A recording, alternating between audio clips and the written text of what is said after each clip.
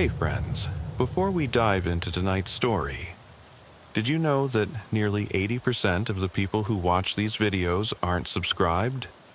If you're enjoying this kind of content, consider hitting the subscribe button. It really helps a lot, and it keeps these long stories going. Also, I'd love to hear from you. What time is it right now where you are, and which city are you listening from tonight? And if these stories help you sleep, feel free to tap the thanks button to support the channel. It truly means a lot. All right, let's get into it. I step out of the cruiser and into the hush, a weightless quiet that presses against my chest like damp canvas. The engine's hum dies behind me, leaving only the soft hiss of my boots in the muddy rut of the forest road. My flashlight's beam slices through the mist in a trembling shaft, illuminating clumps of ferns and the glint of wet bark. Every breath tastes of cold pine and something metallic, like old rain on rusted metal. I flip on the radio mic. "Unit 5, I say, voice low. I'm on foot, beginning search." There is no reply, just static settling into the trees. My boots sink into the soft earth as I move away from the cruiser. The tire's glow fades, and I'm swallowed by shadow. I know this stretch of Black Hollow Woods, patrolled it dozens of times, but never like this. Never with the memory of a faint child's scream echoing in my headset. Never with footprints that led away from an empty sedan and toward the hush of ancient trunks. Tonight, the forest feels alive, leaning in, watching. I follow the boot prints at the forest's edge, single, deliberate, heading into the undergrowth. The prints vanish beneath a tangle of roots and fallen leaves. I crouch, brushing away debris. Beneath, a scuff of mud on leather, size 10, maybe 10.5. I trace the pattern with my fingertip. The earth is cold, reluctant to give up its secrets. My heart hammers. I slip on gloves and collect a leaf fragment caught in the treads. Evidence, bio, God knows what. Standard protocol. I rise, snapping the glove back. The beam swings upward, shapes in the mist. A fallen signpost jutting from the earth, its arrow long since rotted away. A rusted fire ring, ringed with black stones. Nothing living. I move on, my radio crackles. Backup ETA 5 mics, dispatch says. Better. I keep walking. Every few paces the beam catches something. A scrap of fabric snagged on brambles, a battered water bottle half hidden in ferns, a child's plastic toy wheel lying in the mud. The wheel spins when I tap it, echoing like a laugh in the hush. I pocket it. Evidence. At 2:12 a.m., I reach the collapsed footbridge. The rotten planks lie jagged across the ravine. Water flows beneath, black and mirror still. I crouch at the edge, training my light on the surface. No ripples, no broken wood. If someone fell, there would be disturbance. I peer downstream. Mist skitters across the water like pale ghosts. My breath fogs. I stand. I step across the first plank. It groans. My weight shifts, and the wood cracks. I freeze, listening. Nothing. The beam flashes across the opposite bank. Footprints, smaller, bare, a child's size 8. They lead away from the bridge, toward a tangle of laurel and hemlock. Dispatch, I've got juvenile prints heading south. I whisper into the mic. Following on foot, I push into the tangle. Branches claw at my jacket. My flashlight flickers as I step on a loose root. I right it. The beam catches something white draped over a stump. Fabric, a scrap of cotton. I kneel, a shredded sleeve, pink with dried mud, a sniff of copper on my glove. Blood? I swallow. I stand and sweep the beam higher. Movement, a flicker at the edge of vision.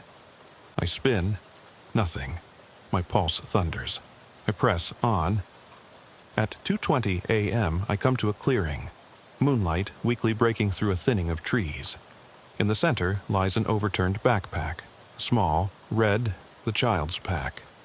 I approach slowly, boots squelching. The pack's zipper is open. Inside, an empty water bottle, a half-eaten granola bar, a Polaroid photo stuck inside the flap. I pull it free. The photo shows a little girl standing in front of the cruiser, flashlight in hand, eyes wide. On the back, scrawled in black ink, "Find her." No signature, no date, just that. My radio crackles. "You copy, Unit 5? "Copy," I say, sliding the photo into an evidence bag. "I've got the pack. Photo indicates possible juvenile victim. Need perimeter teams." "Roger. Teams are en route. Stand by." I step back into the trees. The mist thickens, swallowing the clearing. I can almost hear the forest breathing. I follow the small prints again. They lead uphill toward a cluster of ancient pines. Their trunks are huge, girdled by lichen, twisting skyward like cathedral columns. The ground here is carpeted in needles. Sound is muffled. My boots make no echo. Then a soft sob, high, frightened. I freeze.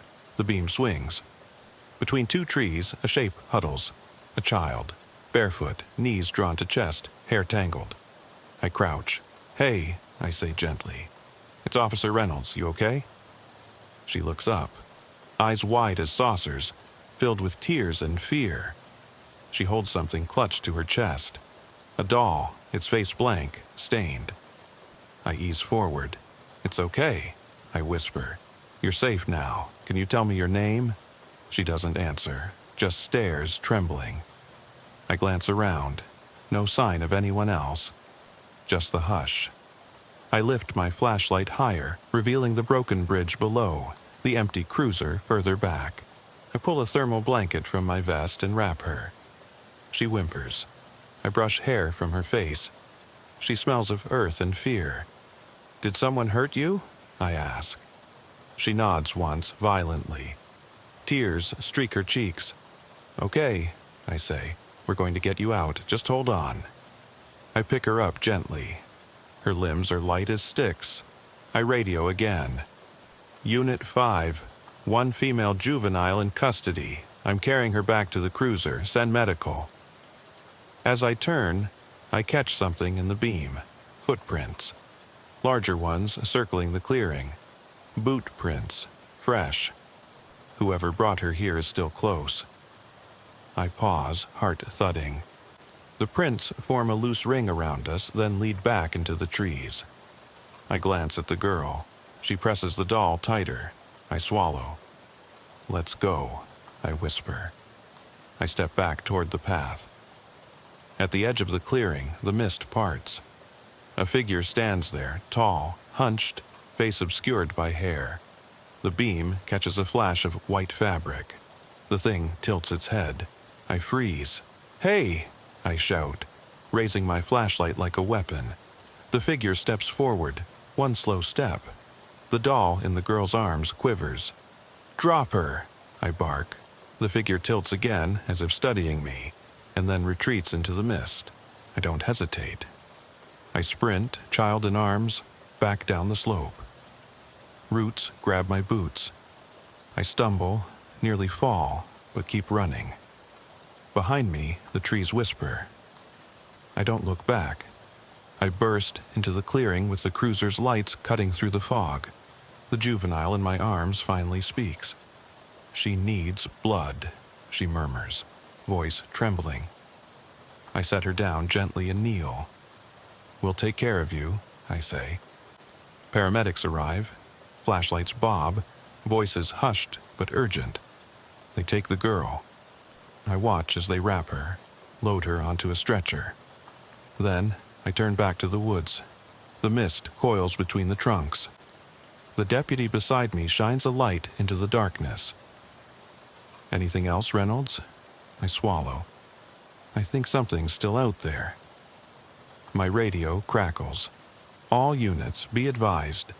Officer on scene reports juvenile recovered. Possible suspect still at large in Black Hollow Woods. Proceed with caution." I step back, heart still hammering. The mist drifts across the beam.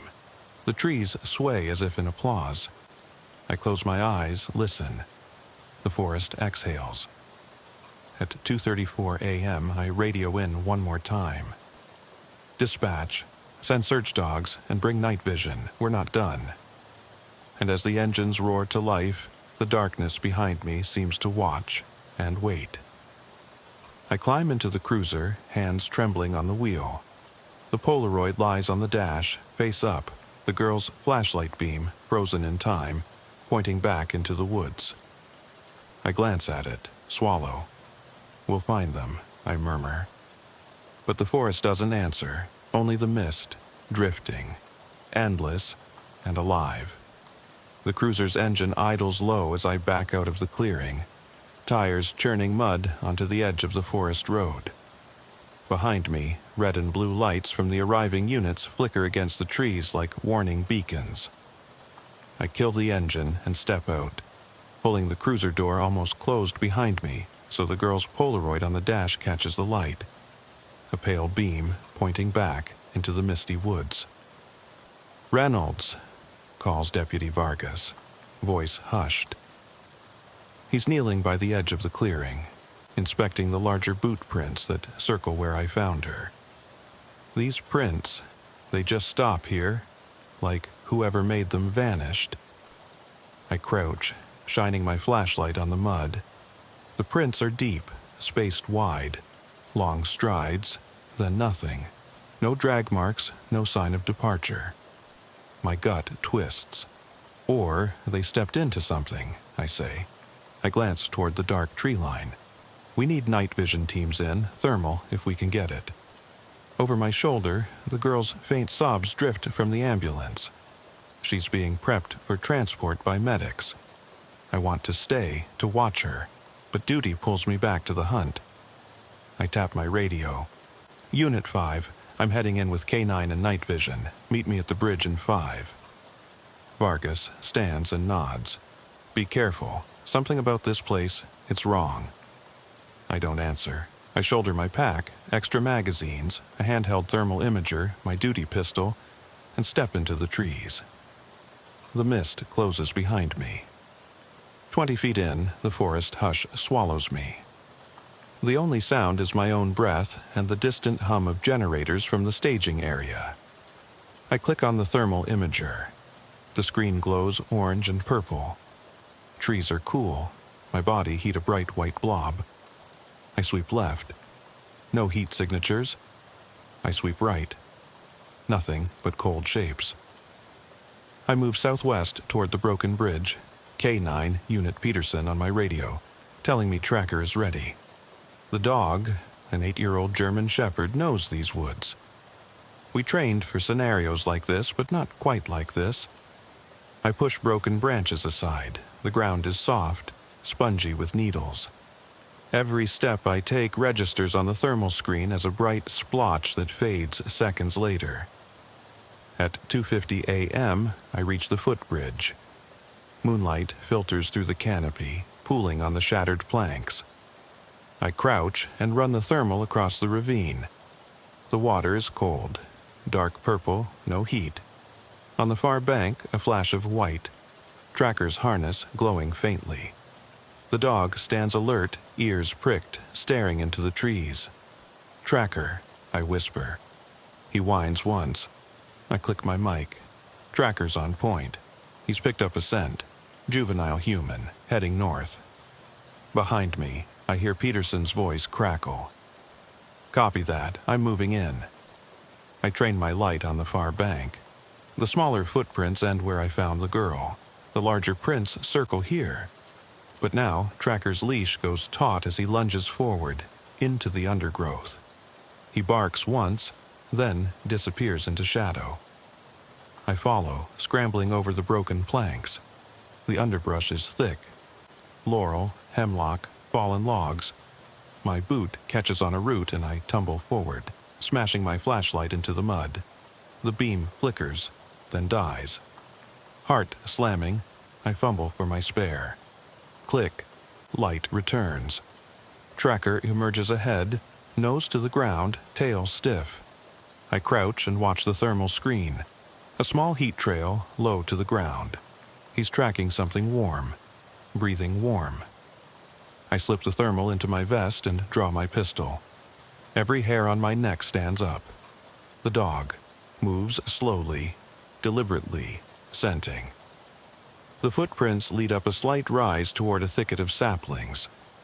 I crouch behind a fallen tree and peer through the night vision goggles clipped to my helmet. The world transforms.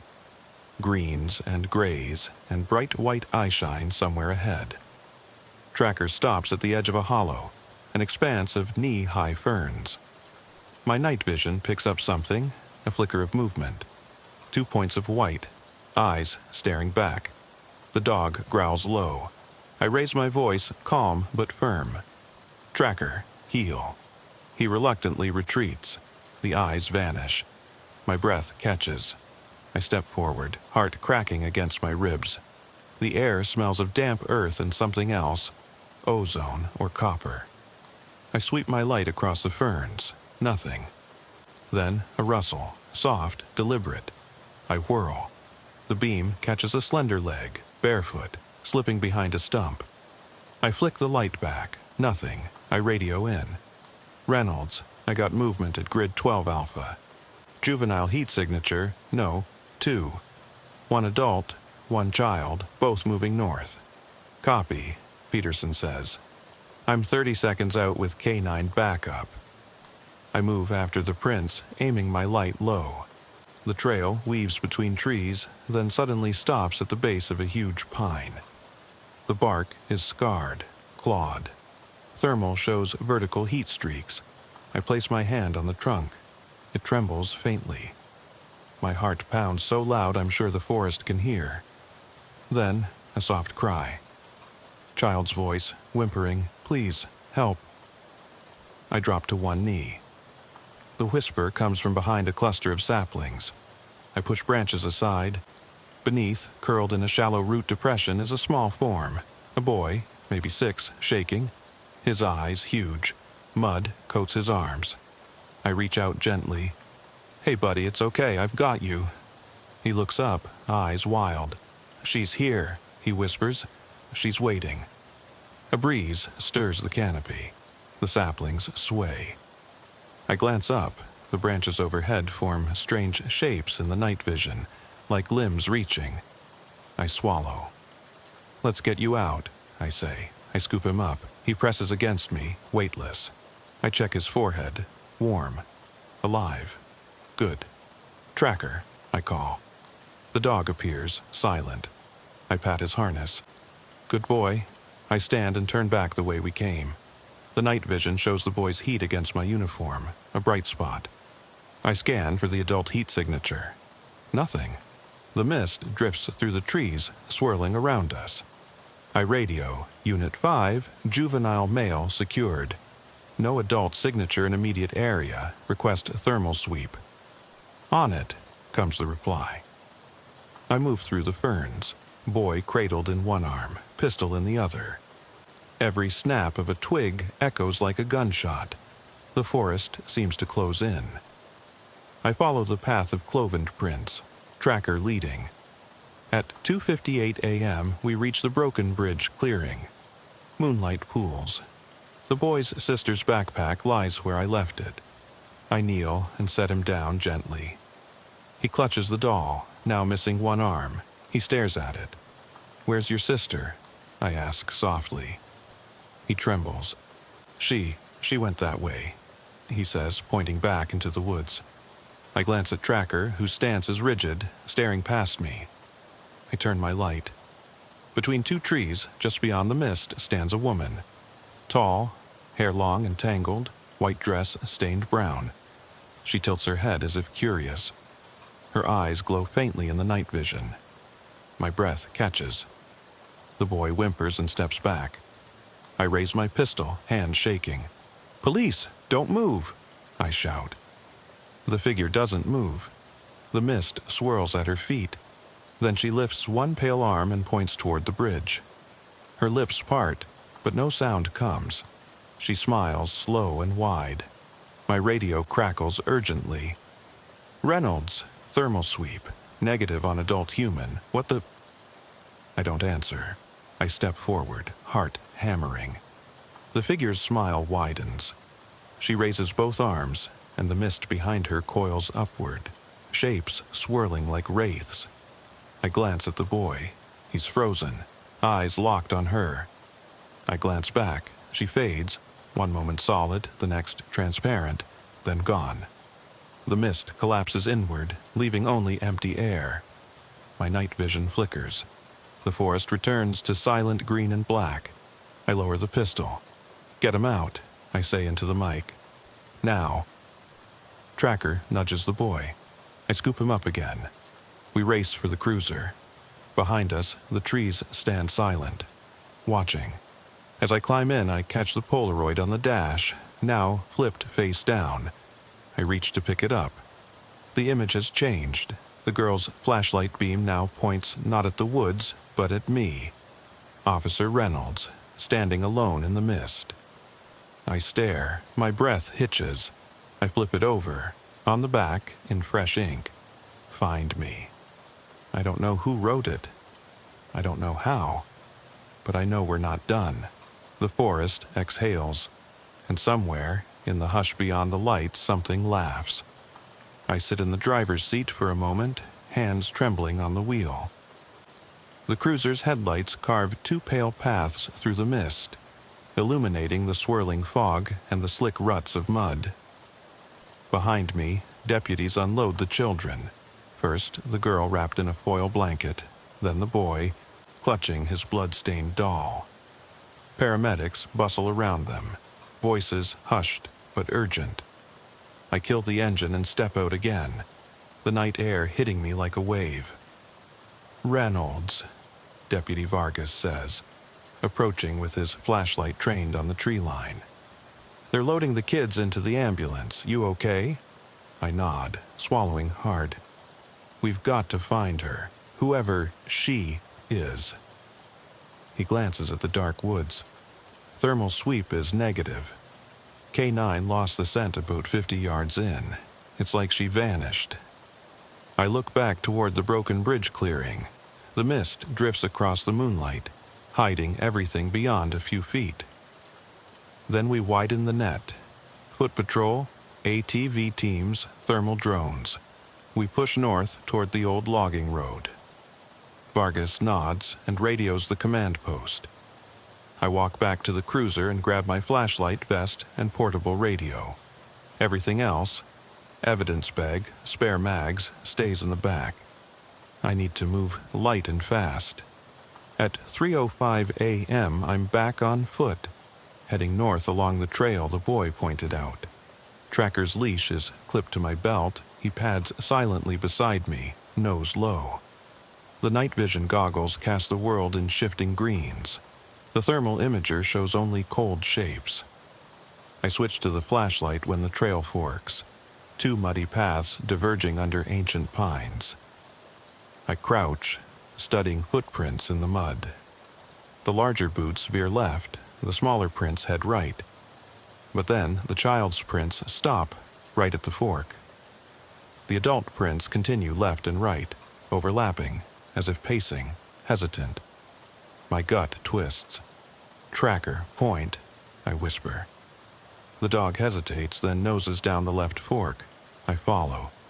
The path slopes upward. Roots twist like serpents beneath my boots. The air grows colder. My breath steams. I check my watch. 3:12 a.m. Backup unit's headlights are faint behind me, bobbing as they navigate the muddy road. I switch off my flashlight and move on, night vision alone. Less chance of spooking anyone. The trees thin, opening onto an old clearing choked with brambles and toppled logs. Moonlight glints off broken machinery, rusted gears from long-abandoned logging equipment. The ground is strewn with decaying boards and twisted metal. In the center lies a battered camper shell, its windows dark and dirty. Tracker growls softly. I sweep my light over the shell. The door is ajar. My heart hammers. I holster the pistol and approach silently, hand on the door frame. The camper's interior is shadowed. Mildew and mold cling to the walls. I click on the interior light. Nothing happens. I flick my flashlight in. Empty bunks, a small table, a shattered lantern on the floor. Then a smear of mud on the mattress. Dark, sticky. I crouch, examine it. Not blood, but old leaves and fresh earth. Someone slept here recently. I stand and scan the trees. The mist drifts low.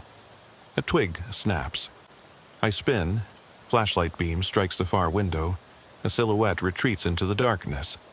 I yank open the camper door and step inside, raising my voice. "Police! Come out!" Silence. Then the soft click of something dropping outside. I slip out and see a flashlight lying in the mud. Child-size beam, cracked lens. I pocket it.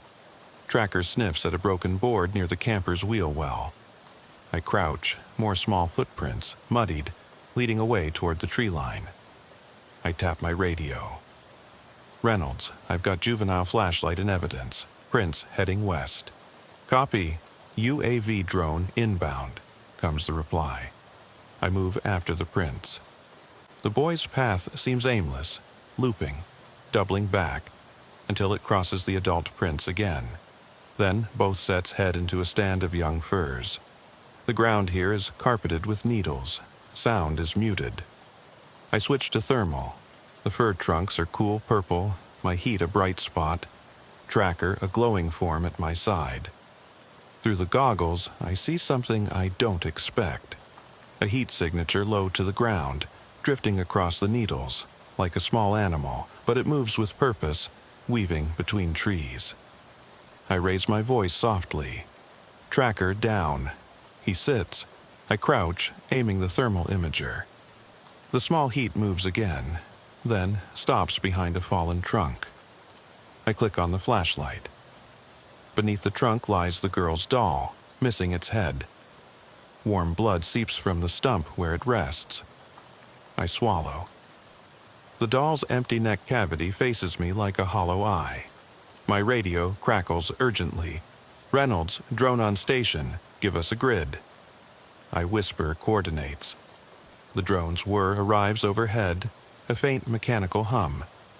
I turn my attention back to the forest floor. The doll, evidence of something awful.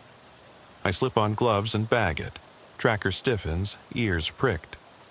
I look up. Between two firs, I see her again, the woman in white. She stands perfectly still, head tilted, staring. I raise my flashlight. "She's here," I whisper. The woman lifts one finger to her lips in a shushing gesture. I feel the hairs on my neck rise. Then she steps forward, silent, into the clearing. The mist swirls at her feet. I raise my pistol. "Don't move." She smiles, a slow, sad curve of lips, and holds up the missing doll head in her hand. It's pale, smooth plastic, streaked with mud. She twirls it like a locket on her finger. My stomach turns. I can't tear my eyes away. The doll head's blank gaze reflects my flashlight. She opens her mouth, but no sound comes, only the soft slap of mist against her dress. I radio, subject in sight, adult female, white dress. I stop. The figure's head tilts back. Where a face should be, there is only mist. Drifting, swirling, then dissipating into the night air. The shape of her skull is gone, just a void of darkness. I step back, heart slamming. Tracker whines. The clearing is empty. Only the camper shell, the broken machinery, the scattered boards. The mist parts. The drone's spotlight cuts through overhead, illuminating nothing but trees. My radio crackles. "Unit 5, what's your status?" I swallow. Negative visual, clearing is empty. "Copy, thermal?" I check the imager. No heat signatures, nothing but cold purple. I lower the pistol, my hands shake. I glance at the tree line, expecting her to step out again. But there's only mist and trunks. I turn and head back to the cruiser. Tracker at my side. Each step feels like wading through water. My heart races so loud I can hear it in my ears. At 3:22 a.m., I reach the ambulance where the children are loaded. The paramedic meets me, eyes wide. "They're stable," she says. "They'll need observation, but physically they're okay. Psych evaluation next." I nod, barely registering. I pull out the Polaroid from the dash and hold it. The image has shifted again. Now it shows the camper shell in the clearing, empty, under moonlight. Except there's a figure in the doorway, white and featureless. I stare, breath catching. On the back, new writing, "You saw me." I slide it into my pocket. Behind me, the forest exhales a soft sigh. The mist drifts into the clearing, swirling around the camper. I glance back one last time. In the window, I swear I see a face, pale, hollow, smiling. Then it's gone. I clamp my jaw. "Let's get out of here," I say to Tracker. I climb into the cruiser. As the engine roars to life, I look at the rearview mirror. In the mist beyond the lights, I see her. Tall, pale, hair drifting, watching us leave. And I know the woods will claim this night. Because she's not done playing. I cut the engine and step into the damp chill, leaving the cruiser's glow behind. Tracker pads silently at my side, every sense on high alert. The forest ahead is an inky wall pierced only by the weak beam of my flashlight. I press forward, mind replaying the Polaroid's latest message. "You saw me." Branches scrape my jacket as I skirt the edge of the clearing, heading west toward the logging road. The mud squelches underfoot. Every breath comes in sharp bursts. Somewhere ahead, the drone's spotlight sweeps across treetops, but down here it's just me, the dog, and the hush. At 3:30 a.m. I reach the logging road, rutted tire tracks leading north into thicker woods. I tap my radio. Unit 5, moving north on logging road. Trackers on scent, adult and juvenile cold. "Copy," Vargas replies. "We've got a TV teams converging." I follow the ruts, careful not to obscure the prints. Tracker's leash grows taut as he drags me off the road into a stand of young cedars. I crouch. The dog's nose is inches from the ground, tail stiff. I sweep with my light. There. An imprint in the soft earth. A small handprint beside a boot print. The child's handprint is smeared, desperate.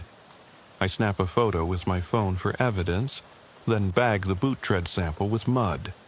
Protocol says mark the spot, but I can't linger. I whisper, "Let's go," and push deeper. The trees close in, the air grows colder. My breath mists in front of me. The path slopes down into a shallow gully. The ruts fade, only footprints remain. I switch off the flashlight and click on night vision goggles. The world glows in ghostly green.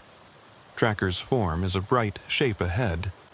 He halts at the gully's edge, nose raised. I step forward and freeze. Ahead, the gully floor is carpeted with decaying leaves, and scattered among them, the girl's missing doll arm, cracked plastic, mud-caked. My stomach twists. I kneel and pick it up. The pale plastic is slick with damp, no blood. I bag it. A soft sob echoes from the far side. I raise my voice softly. "Officer Reynolds." Come out slowly. Floor-length shadows shift among the trees. Two shapes emerge, the juvenile boy and girl, pale in the night vision glow, eyes wide. The boy clutches the headless doll. The girl holds her knees, trembling. I exhale. "You're okay, I've got you." I step forward, palms raised.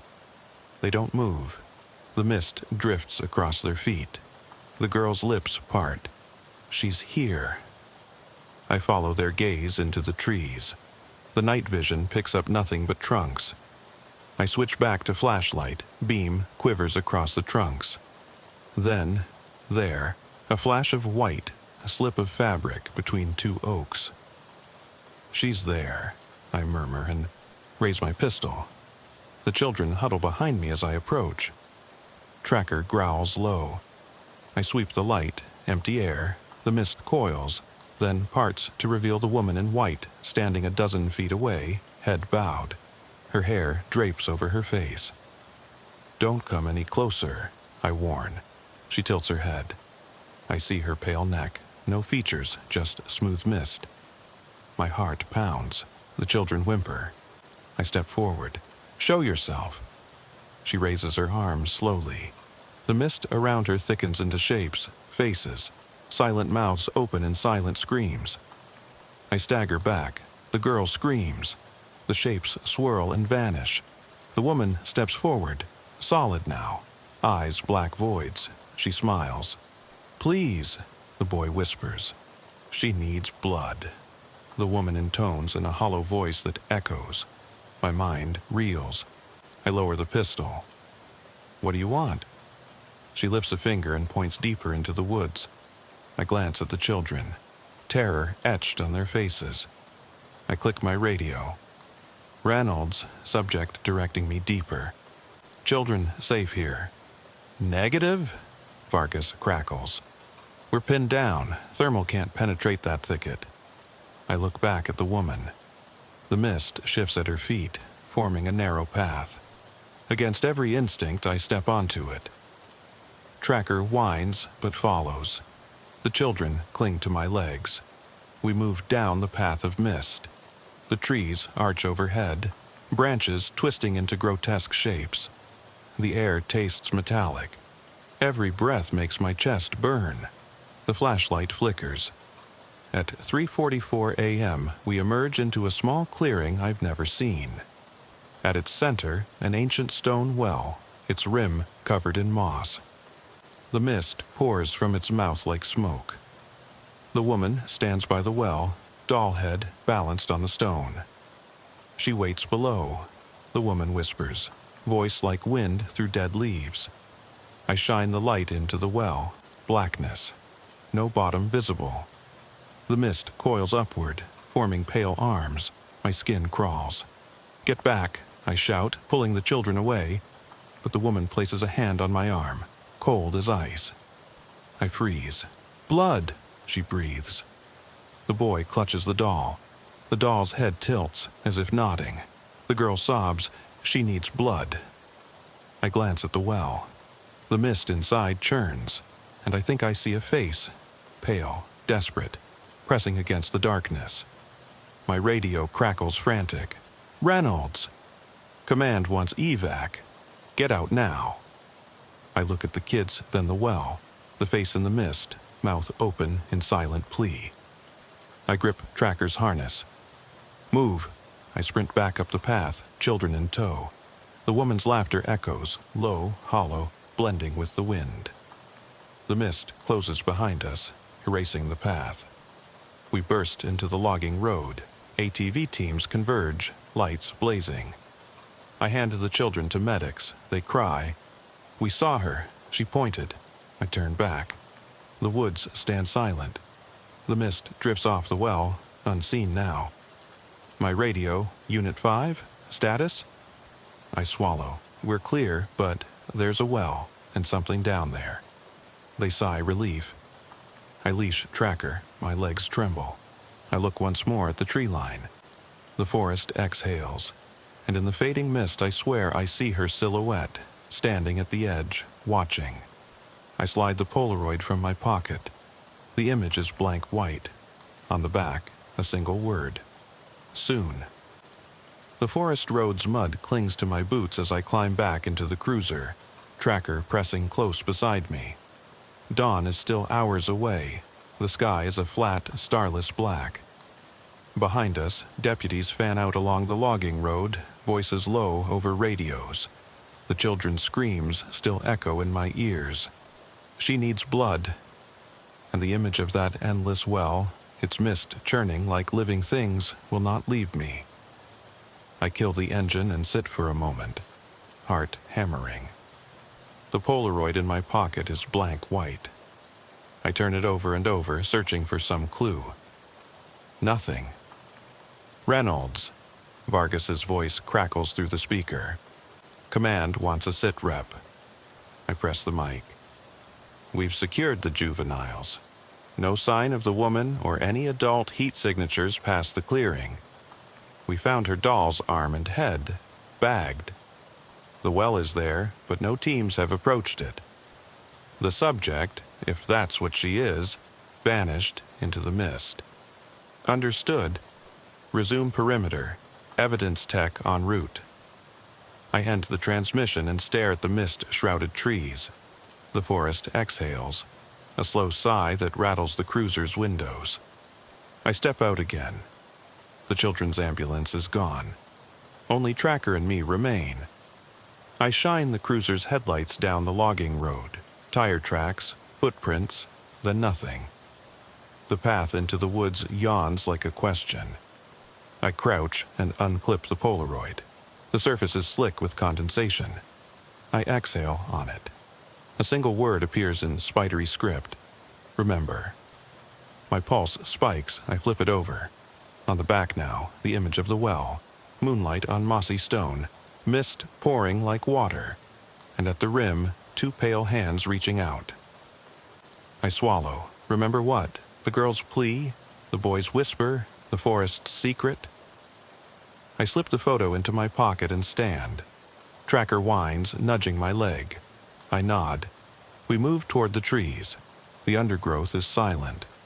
Every branch, every needle seems hushed in anticipation. I raise my flashlight. The beam trembles across angular trunks, rotting stumps, and the broken machinery half buried in ferns. I stop at the camper shell.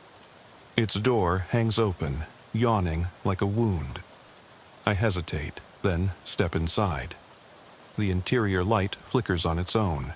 The bunks are empty. The shattered lantern lies on the floor. I sweep my light across the walls. Scratch marks, like claws, gouged into the metal. Tracker's hackles rise. A low growl rumbles in his throat. I step back. The door slams shut behind me. My heart leaps. I grab the frame and pull it open. Empty night. The mist shifts between the trees. I stumble back to the cruiser. My radio springs to life. Reynolds, you there? I tap the mic. I'm fine. Found scratch marks in the camper. Subject may have sheltered there. Stand by. Evidence Tech ETA 2 mics. I kill the radio. Tracker noses at the doll head pouch on the passenger seat. I open it. The head is intact, its blank stare luminous in the flashlight beam. I close the pouch. At 4:05 a.m., a single evidence tech arrives, Sergeant Miller, carrying a camera and evidence markers. We work in silence. He photographs the camper interior, the claw marks, the broken doll parts. I mark the well's location on GPS. Miller glances at me. You okay? I nod, though my voice sticks in my throat. She pointed us here. He shivers. Let's get out before that mist swallows us too. We head back to the cruiser. As I climb in, I notice the Polaroid on the dash, face up, though I left it pocketed. The image now shows Officer Reynolds, me, standing at the well's edge, head bowed, hands gripping the rim. And in the darkness below, dozens of pale faces stare up at me, mouths open in silent screams. I freeze. I didn't put it there. Miller sees it. His eyes widen. Reynolds, get a load of this. I press the brake and slide across the seat. The faces shift, the mist swirling among them, rising like a tide. I flip the photo. On the back, newly scrawled, the words, "Join us." My blood runs cold. I drop the Polaroid and it drifts to the floor. I glance out the windshield. The tree line is empty, silent. Let's go, I whisper. I start the engine. The headlights sweep the road. As we pull away, I look in the rearview mirror. For a heartbeat, I see her silhouette standing in the fog. The woman in white, pale and featureless, hand raised in farewell. Then she vanishes into the mist. I exhale, shaking. Miller sits beside me, silent. Tracker's whine fills the cab. I know we'll return. I know we'll have to face what's down that well. Because the Polaroid's command is clear. Remember, join us. In the forest, it's waiting. I swallow hard as the cruiser's headlights recede, leaving the mist to reclaim the clearing in that silent well. Tracker's panting echoes in the cab, a reminder that we're not alone in this night. Sergeant Miller glances at me through the rearview mirror, eyes tight. Neither of us speaks as the road narrows, ruts filled with muddy water reflecting ghosts of trees. My mind replays the Polaroid's final message. Join us. Why was I in that photo staring into a pit crowded with pale faces? Why did the woman in white beckon me toward the well? The forest seems to lean closer, branches tapping like bony fingers on the cruiser's roof. I rub my temples. We reach the edge of the staging area. ATVs parked, flashlights bobbing as deputies compare notes. The children's ambulance has departed. News choppers circle overhead. I kill the engine. Miller follows me out, kneeling to inspect the ground where I dropped the Polaroid. It lies face up in the mud, water seeping into its edges. The image has shifted again. Now, it's just blackness, like a void. On the back, new writing bleeds through. Soon. I pick it up gingerly. Tracker pads around us, sniffing at disturbed earth. We need to mark that well, I say. Evidence tech should map it, permanent closure. Nobody goes near it. Miller nods, but his face is pale. I've never seen prints like these, like something out of folklore. I fold the Polaroid into an evidence envelope. Folklore's real tonight. At 4:30 a.m., we set perimeter lights around the well. Orange halogen beams cast long shadows. Surveyors drop flags. Crime scene tape rustles in the breeze. I stand by the well's rim, peering into the black throat. The mist inside swirls like smoke, hiding the bottom. I lean forward, heart in my throat. For a moment, I think I see shapes at the bottom. Hands, faces. But the fog shifts and they vanish. I step back. My radio crackles. Reynolds, command wants you at base camp. I nod and walk away, Tracker at my heel. Behind me, the well seems to sigh. In the mobile command trailer, deputies argue over next steps.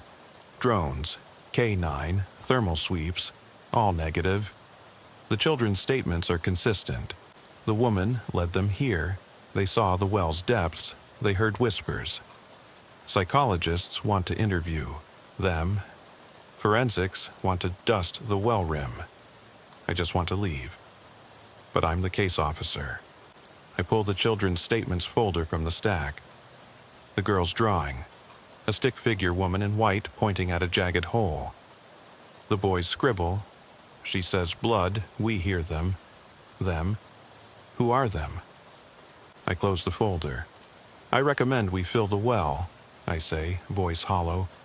Prevent anyone else from falling in, literally or otherwise. Captain Hayes, gray at the temples, frowns. Filling a historic well. We need permission. I meet his gaze. Permission from whom? The dead? He glances at the tape, the flags, then sighs. Okay, let's secure it, cover it, no more access.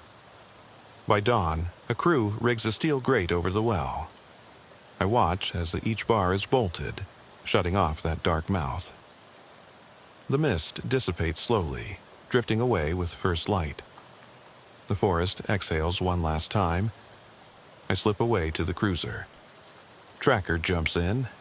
I pull the Polaroid from my vest pocket, blank white once more. I tear it in half. The pieces curl in my hand like wounded petals. I drop them out the window. They flutter into the mud. For a moment, I almost believe it's over. But later that afternoon, back at precinct, I find an envelope on my desk. No name. Inside, a single Polaroid. I stare at the image, me in full uniform, standing in my living room at home.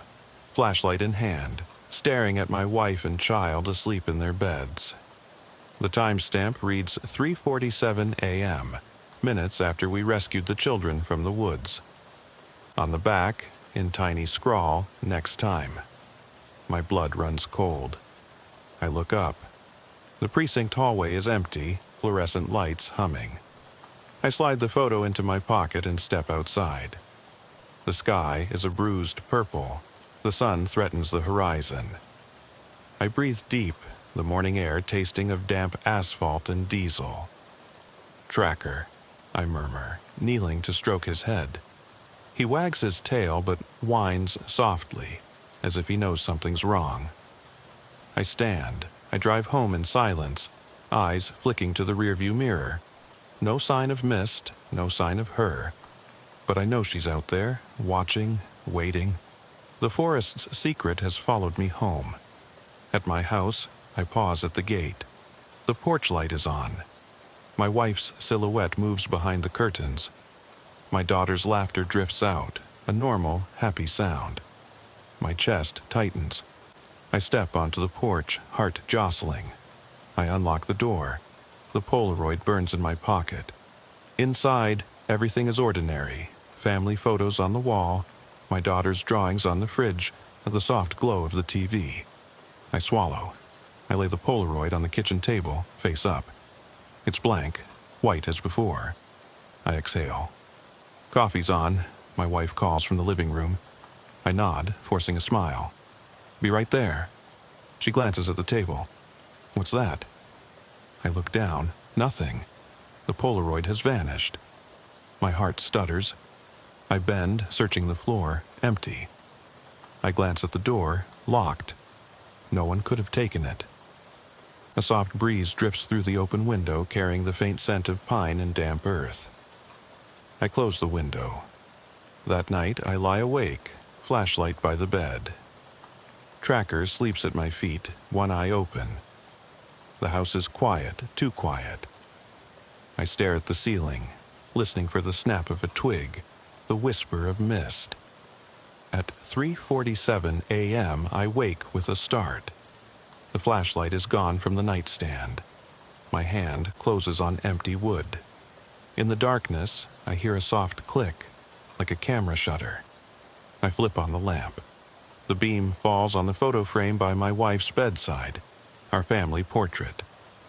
The glass is cracked, one thin fracture radiating from center. My blood drains. I pick up the frame. Behind the picture is a note in spidery ink. "Soon." Outside, the wind whispers through the pines. The forest's voice calling me back. I close my eyes, heart pounding. The well is covered, the Polaroid torn. But the message remains. Soon. And I know that whatever waits in the dark, it's coming for me. I step into the mud, and the world closes in around me. Trees arch over me like silent guardians, their branches heavy with mist. The beam of my flashlight cuts a trembling path through the darkness, illuminating droplets of moisture floating in the air. Every breath tastes of damp earth and pine. My boots sink into the soft ground with a dull thud. The patrol car's engine idles behind me, its headlights casting long, distorted shadows that disappear as soon as I turn around. My name is Reynolds, Officer Marcus Reynolds, Black Hollow County Sheriff's Department, and I've been on night patrol in these woods countless times. But I've never heard a distress call like this before. A whisper on the other end of the line, interrupted by static. "Please, I'm so scared. Help me." Then nothing but the soft howling of the wind in the pines. Headquarters located me via GPS, and I drove here alone because backup is 20 minutes away and the terrain swallows patrol cars like mine. I left the road at mile marker 12. The muddy track here is little more than tire tracks and rotten wooden planks that were laid years ago to prevent vehicles from sinking into the mire. Now, half of them have collapsed. Every step forward is a gamble. Will the plank hold, or will I sink chest deep into the mud? I grip the handle of my flashlight tighter. My other hand hovers over the Glock at my hip. I see it in front of me. The vehicle. A dark sedan with a dented hood and fogged-up windows. The driver's door is open, like an invitation or a warning. I approach with slow, deliberate steps, every muscle tense. The beam of light falls on a backpack lying on the ground, its straps spread out. Next to it is a single rubber boot, half sunk in the mud. There are no footprints except mine. I clear my throat. "Ma'am, sir, this is the sheriff's office. Are you here?" My voice sounds loud in the silence, as if I were shouting in a tomb. Nothing answers except the distant cry of an owl. I sneak around the back of the car. The trunk is open. I shine my flashlight inside, empty. No sign of luggage, no blood, no scraps of clothing except for the backpack. My radio crackles once, static, and falls silent. I tap on it. Dead. Great. Then I hear it, a soft rustling, as if fabric were brushing against leaves, behind me. I turn around, the flashlight piercing the darkness. Nothing, just trees. But my heart is pounding. I force myself to breathe slowly. A voice crackles in my ear, not through the radio but through the microphone in my helmet. "Officer Reynolds, are you there?" Headquarters. I'm relieved. "Yes," I whisper. "I found the car. No one inside. I'm checking the area." "Understood. Attention, according to GPS, you are still on Forest Road 12. Reinforcements will arrive in 10 minutes. 10 minutes could just as easily be 10 hours. I step back to the open door and shine my flashlight inside. The seats are damp, but otherwise empty. A cell phone lies on the floor with the screen facing down. I pick it up with my gloved hand. The display reads, "No service." I turn it over, smeared letters on a broken case. The name of a little girl, Abigail, scratched into the plastic. My stomach clenches. "Dispatch, I have a cell phone registered to Abigail. Can you locate it?" Static. Then, more sharply, "Negative, no signal." I put the cell phone in my pocket. At least we have a name. I step back, then I see them. Footprints. Barefoot, small. Once around the car, twice, then they disappear into the undergrowth to the east. I kneel down, the flashlight close to my feet, toes spread in the mud, heels dragging, not adult size. A child. My radio crackles again. "Unit 425, do you read me?" "Loud and clear," I say in a tense voice. "I'm following the footprints. They lead into the forest." "Be careful," warns headquarters. "The readings show a sudden drop in temperature, possibly a cave or a hollow in front of you." A cave? A hollow? My breath forms the little clouds in the beam of light. I stand up and shine my flashlight on the spot where the tracks disappear under a tangle of roots and ferns. I step inside. The mud gives way, revealing thick, springy pine needles. The air gets colder, so cold that it burns in my lungs. My flashlight flickers. I tap it. It stays on, for now. Every few meters I hear something. A crack. A soft sigh of the wind that almost sounds like a voice. I admonish myself. Stay professional. Clear eyes, clear head. I look at my watch. 2:38 a.m. 10 more minutes until backup arrives. I am alone in the darkness, following the echo of children's footsteps and a whisper that may never have been there. Then the beam of light falls on something white on a tree trunk. I move closer. An old cigarette butt, half smoked, stuck in the bark. Unusual. Someone was sitting here recently. Someone tall enough to smoke, but small enough to run away barefoot. I lean forward, my heart pounding. The butt is still warm. Too warm. I radio headquarters. Headquarters, I have new evidence. Smoking paraphernalia, fingerprints. Someone was here a few moments ago. No answer. I put the cigarette butt in my pocket. All my instincts tell me to turn back and wait for daylight. But I'm a cop. I go where the emergency call takes me. In front of me, the trees open up into a small clearing. Moonlight shines through tattered clouds. In the middle stands an abandoned picnic table, half collapsed. On it lies a single object. A child's shoe, bright pink, splattered with mud. I step forward, and the beam of light reflects something else. A red stain on the wood, but as I get closer, it's just rust.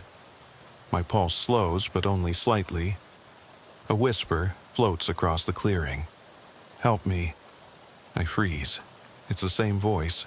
A woman? A child? Broken with fear. "Abigail?" I call softly. Silence. Then, footsteps. Someone running away. Something darts past the trees at the edge of the clearing. My heart pounding, I approach the spot. I raise my voice. "Stop! Police!" No answer. The beam of light catches a movement. Something white, a piece of cloth. And then it's gone. My radio crackles. "Reynolds, are you still there?" I rub my forehead. "Yes. I see movement. I'm following it. Backup will be there in 2 minutes. I recommend you hold your position." I glance back at the patrol car's headlights, shining faintly through the tree trunks. 2 minutes. I could catch up with whoever, or whatever, ran away, or I could wait. My hand wanders to my holster. Then I hear it behind me. A soft sob. I turn around. At the edge of the clearing stands a little girl, pale and wide-eyed. She is soaked, her clothes covered in mud. She stares at me, trembling. Relief washes over me. "Abigail, it's okay, I'm here. I'm Officer Reynolds. Are you hurt?" She doesn't say anything, just stares at me. Then she tilts her head and points deeper into the forest. I take a step forward. "Let's get out of here." She puts a finger to her lips. "Shh." Then she whispers, this time clearly, "He's watching us." My heart skips a beat. I look at my watch, 2:41 a.m. Backup is a minute away, but out here, deep in the woods of Black Hollow, time passes differently. I shine my flashlight on her. Her eyes flash. Too old, too knowing. She steps back and disappears between the trees as if she had never been there. I stumble forward and call her name. Nothing but the silence of the branches. My radio explodes. "Unit 425, officer down, repeat, officer down." My blood freezes. I run forward. No answer. The clearing is empty. The beam of my flashlight falls on the picnic table where the sneaker lay. Now it's gone. The rust stain looks fresh, as if something had been dragged across the wood. I sink to my knees, my heart pounding. 2 things lie in the mud: the pink water bottle and my badge, face down, broken. I pick it up. Behind me, the forest sighs. I should call for backup. Instead, I whisper into the radio, "Get me out of here," and the forest responds with a breath that sounds like laughter. I get out of the patrol car and step into the mud, and the world closes in around me. The trees arching over me like silent guardians, their branches heavy with fog. The beam of my flashlight trembles as I run it over the rutted track. Deep tire tracks half filled with black water, rotten boards from an old wooden road, and tangled undergrowth that reaches out for me like grasping fingers. Every breath tastes of damp earth and pine resin. The mud sticks to my boots with every step, reminding me that every step forward is a decision. It's 2 a.m., and I'm Officer Marcus Reynolds from the Black Hollow County Sheriff's Office. Tonight, I received an emergency call that was so quiet it sounded like a prayer swallowed by the wind. "Please, help, I'm so scared."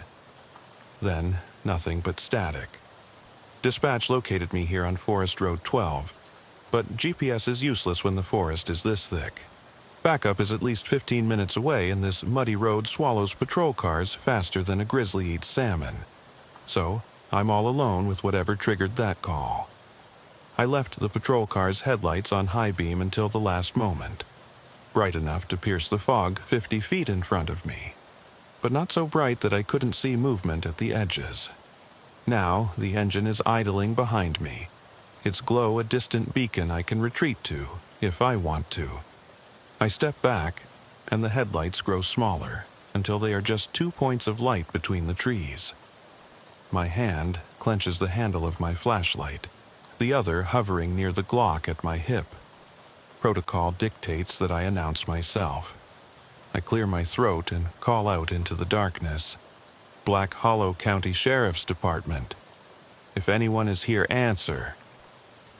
Silence is the only response, just the sighing of the wind in the pines, and the soft dripping of water from a low branch. I walk to the spot where the caller's cell phone was last located according to the dispatch center. A shallow depression in the ground, 20 meters from the road. The beam of my flashlight falls on moss-covered rocks and fallen branches. The mud here gives way to pine needles. I swallow hard. The cold air burns my lungs.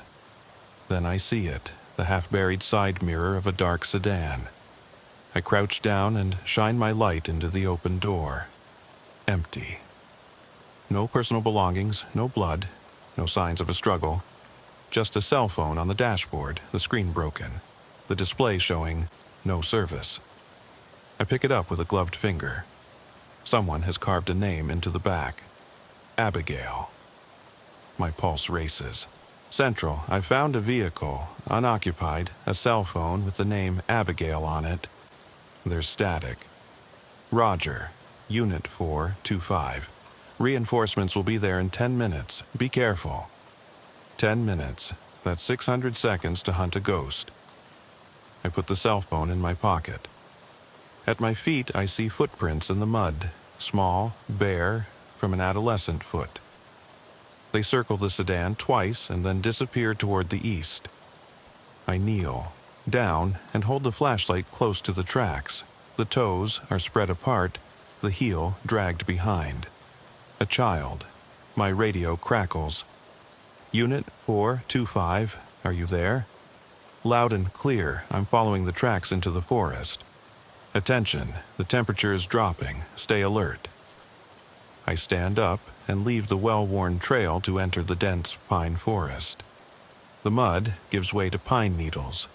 The air grows colder, so cold that it burns my lungs. My flashlight flickers. I knock against the side. It stays put. For now. Every few steps I hear it, a crack, a soft exhalation that could come from the wind, or from a human being. I force myself to breathe quietly. After 40 meters, I cross a collapsed footbridge over a trickle of water. The boards are broken and rotten. I feel my way forward cautiously, my heart pounding. On the other side of the stream lies a pink, mud-splattered sneaker, no second soul in sight. I get down on my knees and pick it up. A mother's worst nightmare in a single object. A whisper drifts through the trees. Help! I freeze. The voice belongs to a girl, small, frightened. I call out, Abigail. I'm here. Stay where you are. Silence, then distant footsteps. Someone is running. I aim the beam at a movement at the edge of my field of vision. A white cloth, then everything is dark again. My radio crackles. Unit 425, what's your situation? I swallow, pursuing a possible suspect. The footprints continue. Back up in 2 minutes. Stay where you are. I look back. The headlights of the patrol car shimmer through the tree trunks. 2 minutes, I could wait and survive to tell the tale. Or I could give chase and maybe not come back. I take a step forward. The forest opens up into a clearing. Moonlight filters through tattered clouds and illuminates a lonely, half-collapsed picnic table. On its surface lies a single object, a child's water bottle with a muddy pink cap. Next to it, a red stain on the weathered wood. Blood? Rust? My breath catches. I lean forward. Rust. An old stain. Still, it pulls at my stomach. Then the whisper, clear as a breath. "Officer Reynolds." I turn around. Nothing but trees. My heart is pounding. Suddenly, the beam of light catches a figure at the edge of the clearing. A little girl, soaked, covered in mud, frozen. Her eyes reflect the light, too old, too knowing. She puts a finger to her lips. Shh. My radio crackles. Officer down. Officer down on Forest Road 12. Instinctively, fear overwhelms me. I run, but she's gone. The clearing is empty. Only the bottle and the rust stain remain on the picnic table. My boots sink into the mud. Two things lie on the ground. The pink sneaker and my badge, face down, broken. I pick up both items. Behind me, the forest sighs. I should call for backup. Instead, I whisper into my microphone, "Get me out of here." And the forest responds with a breath that sounds like laughter. The patrol car's engine roars to life under my hands, an angry, stuttering sound that seems much too loud in the silence. I shift into gear and race away from the clearing, the tires spinning in the mud. Behind me, the trees stand like silent witnesses, and for a moment I could swear I see movement out of the corner of my eye, the silhouette of the little girl, framed by the moonlight between two tree trunks watching me. Then she disappears into the shadows. I don't stop until the rutted track spits me back onto Forest Road 12. The headlights cut through the darkness, revealing the smooth asphalt road. I press the siren several times in quick succession to alert the deputies who must be close by. The radio crackles. "Unit 425, we have you in sight. You have a clear path to the intersection." I turn off the siren and roll to a stop under a lone streetlight, casting a pale yellow light. My heart is pounding so hard I can feel it in my throat. I lean out the window and shout, "Reynolds here, suspect at large, possibly a minor, last seen east of the clearing. Send an ambulance and a dog." Dispatch acknowledges the call. 10 seconds later, blue and red lights dance on the wet tree trunks as two patrol cars pull up. I jump out, mud splattering from my boots, and wave to them. Deputy Carter, his breath visible in the cold air, comes over. "Everything okay, boss?" The beam of his flashlight dances across my face. I swallow. "I found footprints, a sneaker, her water bottle, and my badge." I hold up the broken badge. Carter frowns. "The K9 unit is on its way," he says. "Let's get you out of the cold first." I get back into the patrol car and grab my radio. "Central. Unit 425 is secured. Send an ambulance for possible hypothermia. K9 ETA 3 minutes." The door of my patrol car opens, and the deputy presses a thermoscan to my face. "Your temperature is extremely high," he says. I laugh hollowly. "Adrenaline." He nods. "Need a minute? Coffee?" I glance back at the forest, where the headlights only reach a few meters before disappearing into the darkness. "Yes," I say. "Black coffee, please." He disappears. I sit there for a moment, my chest rising and falling, listening to the rain mixed with radio static. Carter returns with a steaming paper cup. I wrap both hands around it. The warmth penetrates my gloves. I take a sip, bitter and welcome. Behind me, the K9 unit arrives. The dog handlers get out, leashes in hand. The dog, a German shepherd named Roka, sniffs energetically at the tires of the patrol car before being led to the edge of the forest. Carter stands next to me. "Do you want to go first?" I nod and put down the cup. Every instinct tells me to go back, to find Abigail and whatever she was chasing. But the rules say the K9 unit should pick up the trail. I follow Carter and the handler to where the sneaker was lying. Roka's tail twitches. The handler kneels down and lets the dog sniff the sneaker. Roka's hackles rise. She assumes a pursuit stance and takes off toward the trees. Carter presses his radio. Unit 425, following K9. I set off, flashlight in one hand, service weapon in the other. The beam dances over ferns, low branches, and, now and then, a broken plank or a shallow mud grave where the earth has been washed away. We follow Roka 20 meters. The temperature drops immediately. My breath forms mist in front of my face. The beam of light falls on something unnatural. A child's doll, half buried, one glass eye missing. I swallow. The dog handler leads Roka around the object. She sniffs and moves on. We venture deeper. The canopy of leaves swallows the moon.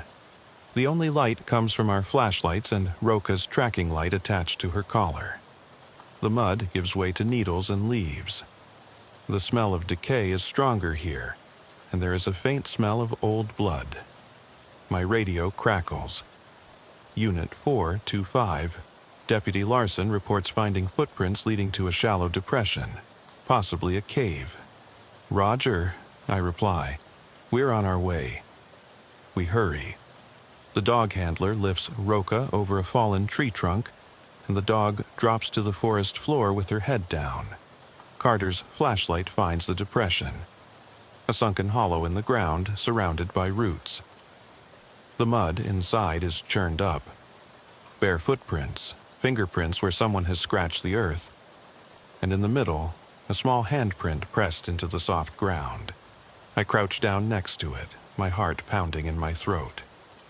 The handprint is too small for my gloves, no bigger than the palm of a toddler's hand. I run a gloved fingertip over it. The earth feels colder than ice. The hairs on the back of my neck stand on end. Suddenly, Roka stiffens and lets out a low growl.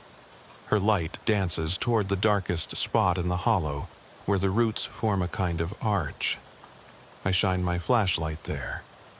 For a moment, I see movement, something pale and hunched, just barely visible. Then it's gone.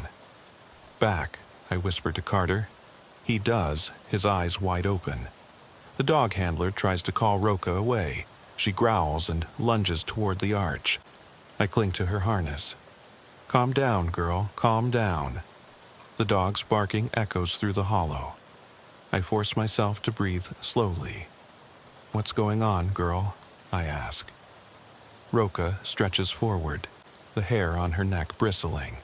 The air shimmers beneath the arch, like a heat wave, but cold. The tree roots twist into a jagged frame, and within that frame the darkness seems deeper, as if leading into a tunnel. A faint glow pulsates within it, soft, bluish. Central, I say into my radio. Can you hear me? Only static. I glance at Carter. We have to check this out. He hesitates. Reynolds, the protocol, backup is 5 minutes away. I interrupt him. I'm going. I drop into the hollow, Roka at my side. The air is so cold it burns my lungs. The glow intensifies, a faint, pulsating light like a lantern swaying in the wind. But there is no lantern, only roots and earth. Roka's low growl vibrates through the ground. I swing the beam around. The roots form a tunnel about 2 meters high that slopes down at a gentle angle. Strange symbols are carved into the wood, circles and lines, childish scratches, then deeper notches. I crouch down and run my finger over one of them. The wood is warm here and pulsing under my glove. My heart is pounding. What the hell? I mutter. I raise my radio. Headquarters. I'm in a hollow with a root tunnel. Strange carvings, light source unknown, proceed with caution. Still silence. I stand up and shine my flashlight down the tunnel. The glow pulsates again, drawing me in. The smell changes from decay to something slightly sweet, like wildflowers. The temperature drops further. Ice crystals form on the roots. My breath clouds the air. Roka whines and backs away slightly. I pat her shoulder. I'll take care of it, girl. I step inside. The ground slopes beneath my feet. The tunnel walls move closer until I touch roots on both sides. The glow comes from ahead, a circle of pale luminescence floating perhaps 3 meters in front of me. It pulsates in time with my heartbeat. My pulse races. Every instinct screams at me to back away, but Abigail's voice echoes in my head. Help me! I call out in a trembling voice, Abigail, are you here? Show yourself! Silence, then the glow flickers, blindingly bright. I raise my hand to shield my eyes. When I lower it again, the tunnel is empty. No light, no carvings, just roots and earth. The air suddenly becomes warm, and I stumble back into the cave. Roka presses himself against my leg, his tail between his legs. Carter rushes over. Are you okay? You went in there, then the light disappeared. I shake my head. Something's not right. That wasn't natural. He shines his lamp on the carvings. They look fresh. I kneel down and examine them. Some of the scratches are old and weathered, but the deeper gouges glow faintly, as if the wood itself were pulsating. My skin tingles. The trees rustle above us, even though there is no wind. A low hum vibrates through the earth. Roka growls at the tunnel entrance. I stand up. We need to mark this. Get back up to cordon off the area. Carter nods and takes photos. I radio again, static. I raise my voice. Headquarters. This is Unit 425, urgent. I have a possible underground structure at 12 Forest Road. Request immediate dispatch of a technical team and K-9 backup. Over. Still nothing but static. A cold shiver runs down my spine. I glance at Carter. Do you hear that? He presses his radio. Unit 425, come in. Finally. Relief washes over me. Get all available units and send a chaplain or psychologist. He nods. On my way. I turn back to the hollow. The roots arch like a mouth. The carved symbols seem to shift in the beam of the flashlight. I feel like I'm being watched by eyes behind the bark. A soft giggle, childlike, echoes from the tunnel. I freeze. Abigail? No answer. Just that soft, distant laughter, as if carried by the breath of the earth. I glance at Carter. Let's stick together. He moves closer. We pull ourselves out of the hollow. Roka remains alert, his nose to the ground. The forest breathes around us. The picnic table in the clearing lie still, as if nothing had happened. The deputy sheriffs arrive. Flashlights shine, radios chatter. We inform them. They cordon off the hollow with yellow tape. A sergeant orders everyone to return to the road. I remain standing, staring at the tunnel entrance. Behind the tape, the carvings still glow faintly. The light in the tunnel pulses once, twice, and goes out. My radio crackles in my ear. Unit 425, status? I reply in a tense voice, secure. But we've found something unnatural. He replies curtly, stay with your unit. Command will question you. I close my eyes. The forest falls silent. The mud on my boots seems to swirl as if it were alive. I bend down and pick up the pink sneaker, which is now just a sneaker, and the water bottle, which is still half full of muddy water. I put them in evidence bags. As I stand up, I see movement at the edge of the clearing. A white flash, a silhouette against the trees. My heart stops. I raise my flashlight, but the figure is gone. There are no footprints leading away. I kneel in the mud and run my fingers over the spot where the footprints end. Only earth, untouched. A whisper floats through the clearing. Find me. I'm shaking. The temperature is dropping rapidly. My breath forms mist. I glance at the tunnel entrance. The yellow barrier tape is fluttering, even though there is no wind. The forest behind it is eerily dark. I radio Carter. Don't let anyone near the tunnel. He nods, even though he can't see me. I step back. The light on the roof of my patrol car now seems eerily bright. I get in, my heart still racing. As I close the door, the whisper follows me. Find me. Then silence. We leave Forest Road 12. The trees swallow the headlights until they are just two glowing eyes in the night. In the rearview mirror, I think I see a little girl standing at the edge of the clearing, her finger on her lips. But when I blink, she's gone. And I ask myself, was she really there? The road back to Black Hollow seems endless. The patrol car's heater is fighting the cold, but my hands are still shaking on the steering wheel. Behind me, Deputy Carter reports the situation over the radio. The K-9 unit and the crime scene technicians are in the hollow. I nod, even though he can't see me. I replay the whisper in my head. Find me. Abigail's voice, or something that sounds like her voice. A child lost in these woods, or a decoy. We turn at the intersection of County Road 12 and Route 62. Patrol cars are parked under the sodium glow of a lone streetlight. Carter jumps out and approaches me with a frown. "The sergeant wants to see you," he says.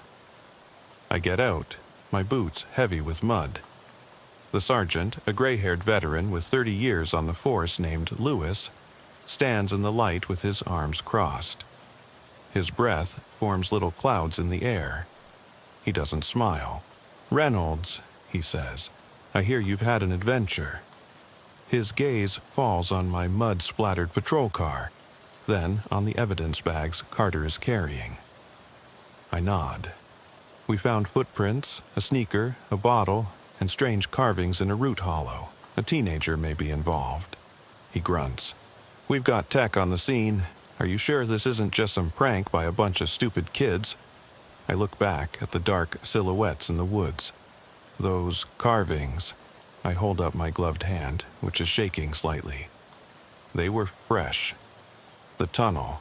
Something was glowing inside. The air was freezing cold. Lewis's jaw tightens. "We'll secure everything. Tonight we'll seal it off. Tomorrow the district engineers and foresters will examine everything. Are you done with your shift?" My watch says 3:15 a.m. My shift ends at 6. I can stay until they clear the scene. He looks me over. Finally, "All right, but get some rest afterwards. Get your thoughts in order." He turns around and gives an order over the radio. Carter stands next to me. "Everything okay?" I laugh forcedly. "Yeah, I just need coffee and daylight." We walk back to the clearing. Yellow barrier tape flutters at the entrance to the tunnel. Technicians in protective suits crouch and photograph symbols. Roka sniffs at the edge and whines softly. I crouch down next to the tunnel. The carved symbols still glow faintly in the spotlight. I touch one. It's cool and smooth. Fine wood dust sticks to my glove. I brush it into an evidence bag. A technician, Peterson, approaches us. "Sir, you might want to take a look at this." He holds up a tablet showing an infrared scan of the cave. A figure can be seen in the root tunnel, elongated, pale, just outside the visible range of light. I swallow. "Is that?" He nods. It's moving, heartbeat slow, irregular, not human. A chill runs down my spine. "We have a life sign?" Peterson hesitates. Something, faint, barely perceptible. I glance at Carter. "Should we call for paramedics?" The sergeant's voice crackles over Carter's radio. "Negative. Quarantine until morning. No one is to enter until we know what we're dealing with." I close my eyes. The figure pulsates on the screen. Elongated limbs, too long, too thin. A head tilted at an impossible angle. A small body, the distorted form of a child. "Sir," Peterson says quietly, "we should retreat." I nod. "Yes." I stand up, my heart pounding. The forest seems to lean, silent. At the patrol car, I call headquarters. "Unit 425, crime scene secured." Possible signs of life from a teenager in a cave. Recommend special team. No answer, just static. I radio again. Headquarters come in. A click, then a calm voice. Unit 425, I hear you. Headquarters has been informed. Stay in position. I turn off the radio. The silence that follows is heavier than the mud. Carter and I step back as technicians seal the tunnel with plastic sheeting and barrier tape. Roka sniffs at the barrier, then sits down with her head bowed. I pat her flank. We'll find you, little one. He glances at me. Are you talking to the dog? I force a smile. Maybe. We watch as the technicians load their equipment and retreat to their patrol cars. The clearing empties. The picnic table collapses. The hollow gapes, sealed but restless. I glance at my watch, 3:45 a.m., 2 hours until the end of my shift.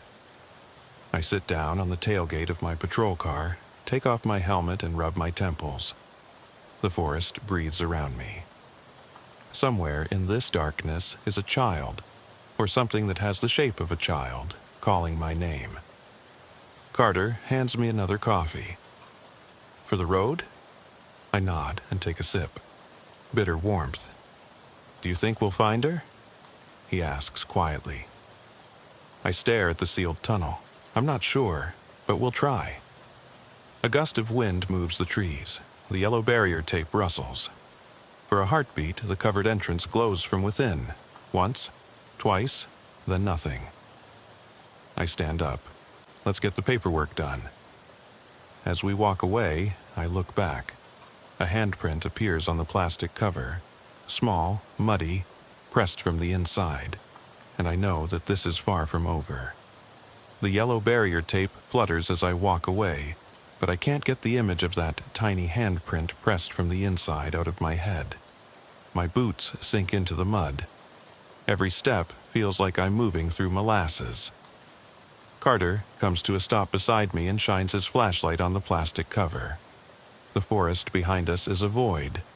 No moonlight, no stars, just the rustling of pine needles in the wind that I can't feel. I pull out my phone and look at the clock. 4:05 a.m. 2 hours until the end of my shift, and I've already seen enough to keep me busy for a lifetime. But Abigail, whether she's real or not, is still out there. And something inside me refuses to leave until I know she's safe. Let's get some statements, Carter says, breaking the silence. He nods toward the technicians packing up evidence. I nod and follow him to Deputy Larson, who is filling out forms on the back of his patrol car. Roka sits dutifully at Larson's feet, head on his paws, following every movement with his eyes. Larson looks up as we approach. His face is pale in the glow of the interior lights. Sergeant Lewis wants your report, he says, handing me a form and a pen. I lean against Carter's patrol car and begin.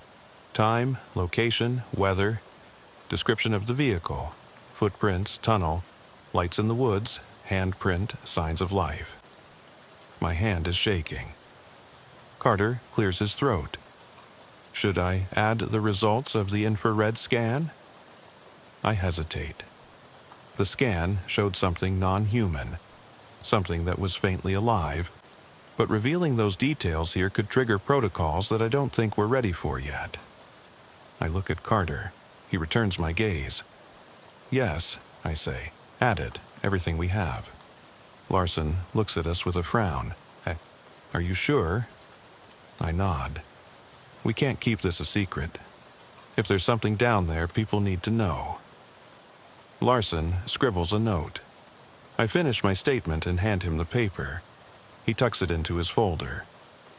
We'll pass it on, he says. I put the pen in my pocket. The forest closes in around us, silent and watchful. Somewhere, a cricket chirps, a lonely reminder that life goes on in the darkness. Carter and I step back to the tunnel. The plastic seal has been reinforced with tape. The barrier tape flutters like yellow warning teeth. I run a gloved finger over the handprint, now smeared, half blurred by dew. A shiver runs down my spine at the thought that something small and desperate tried to squeeze through here. We'll get engineers in the morning, I say. They'll see if this tunnel leads anywhere, to a cave, a root cellar, an old mine shaft. Carter nods, but his eyes betray him. What if it's something else? I swallow. Then we'll deal with it. He glances at Roka, who raises her head and whines softly. She doesn't like this. I crouch down and rub Roka's ears. Neither do I, girl. The forest seems to be exhaling. I shiver. The hairs on the back of my neck stand on end. I look up. The canopy has shifted. The leaves are trembling even though there is no wind. A soft sigh floats across the clearing. A breath that does not come from me. Carter stiffens. Did you hear that? I nod, my heart pounding. Yes. We both point our flashlights at the edge of the forest. The beams of light fall on a group of ferns, and for a moment I think I see movement. Something pale gliding between the trunks. Then it's gone. My stomach tightens. Abigail! I call into the darkness. Silence. I stand up. We're done here. Let's get back. As we walk back to the patrol cars, my radio crackles. Unit 425. Please note, headquarters wants a full report at the station. Return as soon as possible. Roger, I reply. I climb into the driver's seat, mud splattering the floor. Carter slides into the passenger seat. Roka jumps into the back. The engine starts smoothly, too smoothly after stuttering earlier. I turn onto Forest Road 12. The yellow barrier tape and the sealed dumpster disappear into the darkness behind us.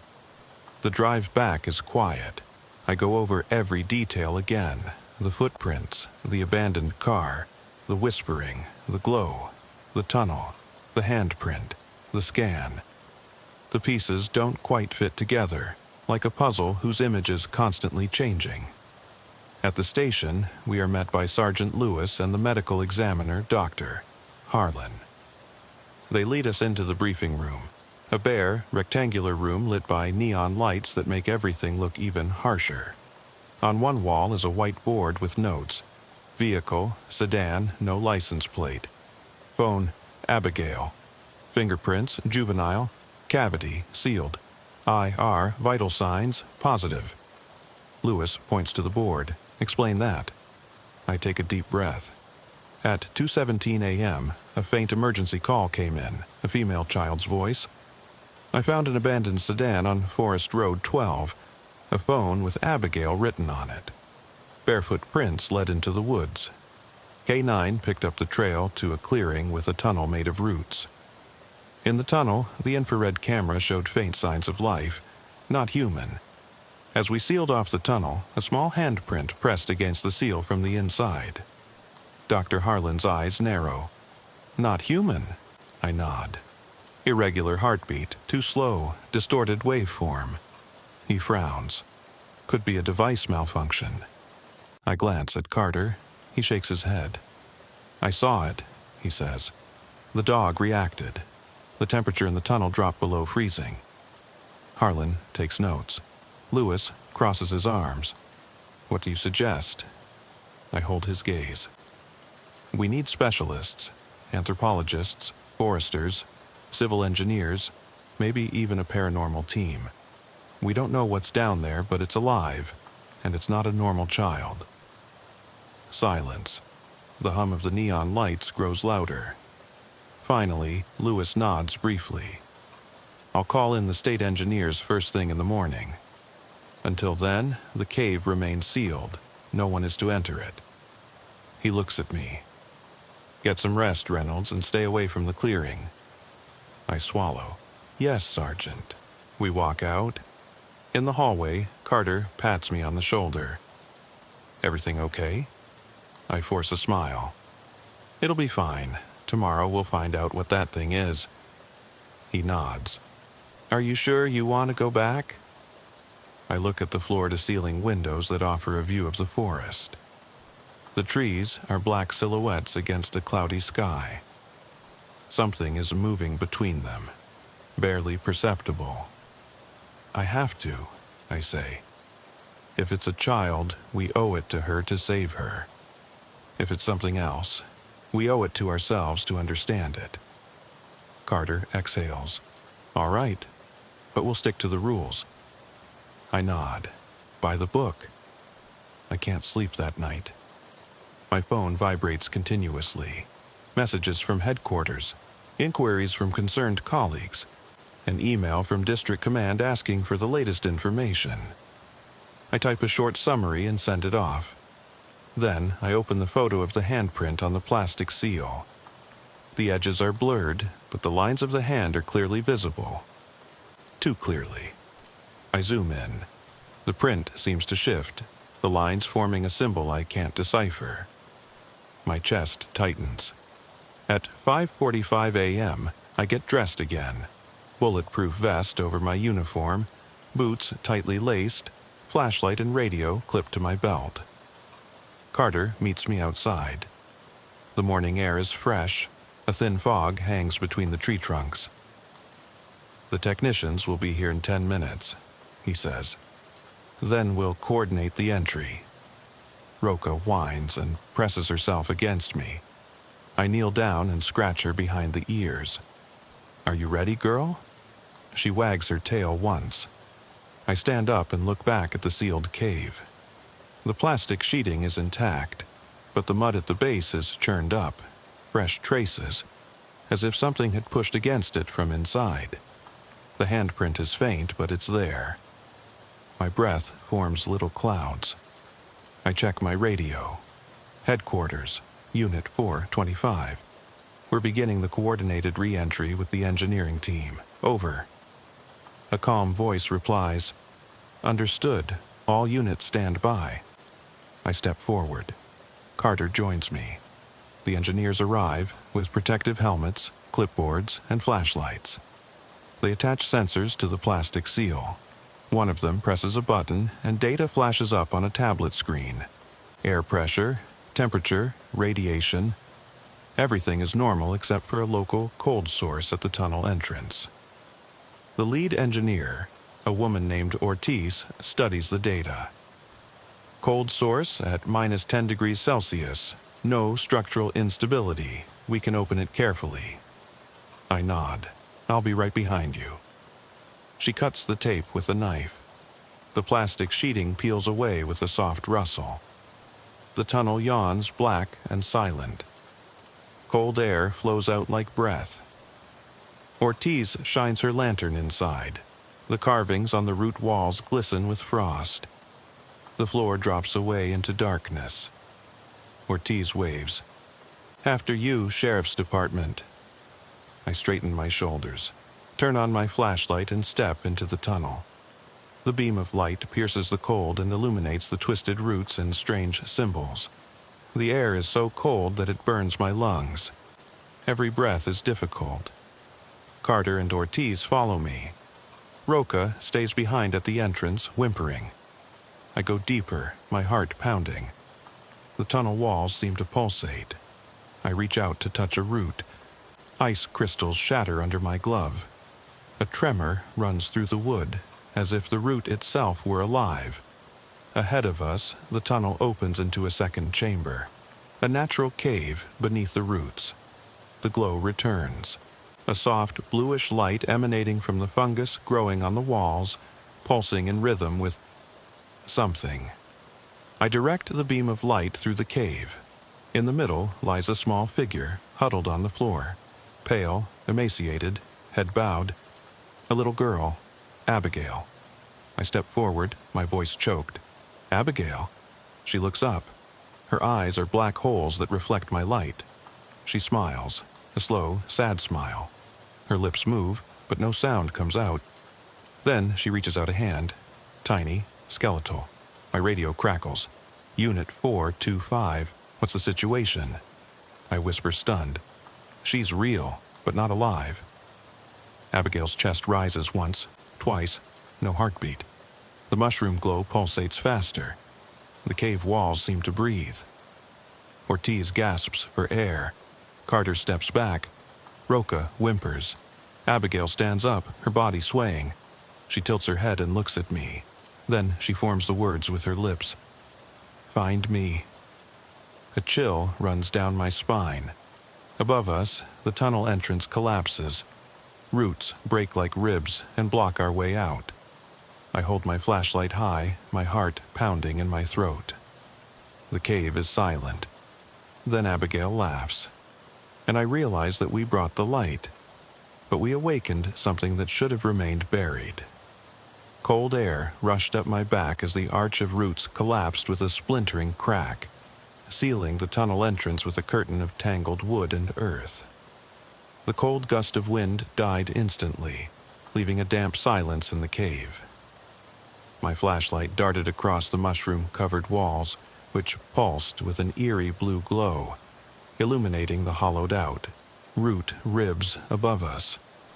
Carter breathed shallowly and gasped behind me, Ortiz's lantern trembling in her hand. Roca whimpered and pressed himself against the wall of debris. I swallowed hard. We're trapped, I said in a toneless voice. The words echoed like a sentence in the chamber. No radio signal, nothing but the hum of the living fungus and the dripping of invisible water. Ortiz set her lantern on a flat rock. We have to stay calm, she said. We'll find another way out. A soft rustling interrupted her. Something was moving on the opposite wall, a figure darker than the fungus, writhing and slithering. I shone my flashlight on it. The figure dissolved into more carvings, lines and circles that hadn't been there before, as if the wood itself remembered an ancient language and was now writing it in frost. Carter stepped closer.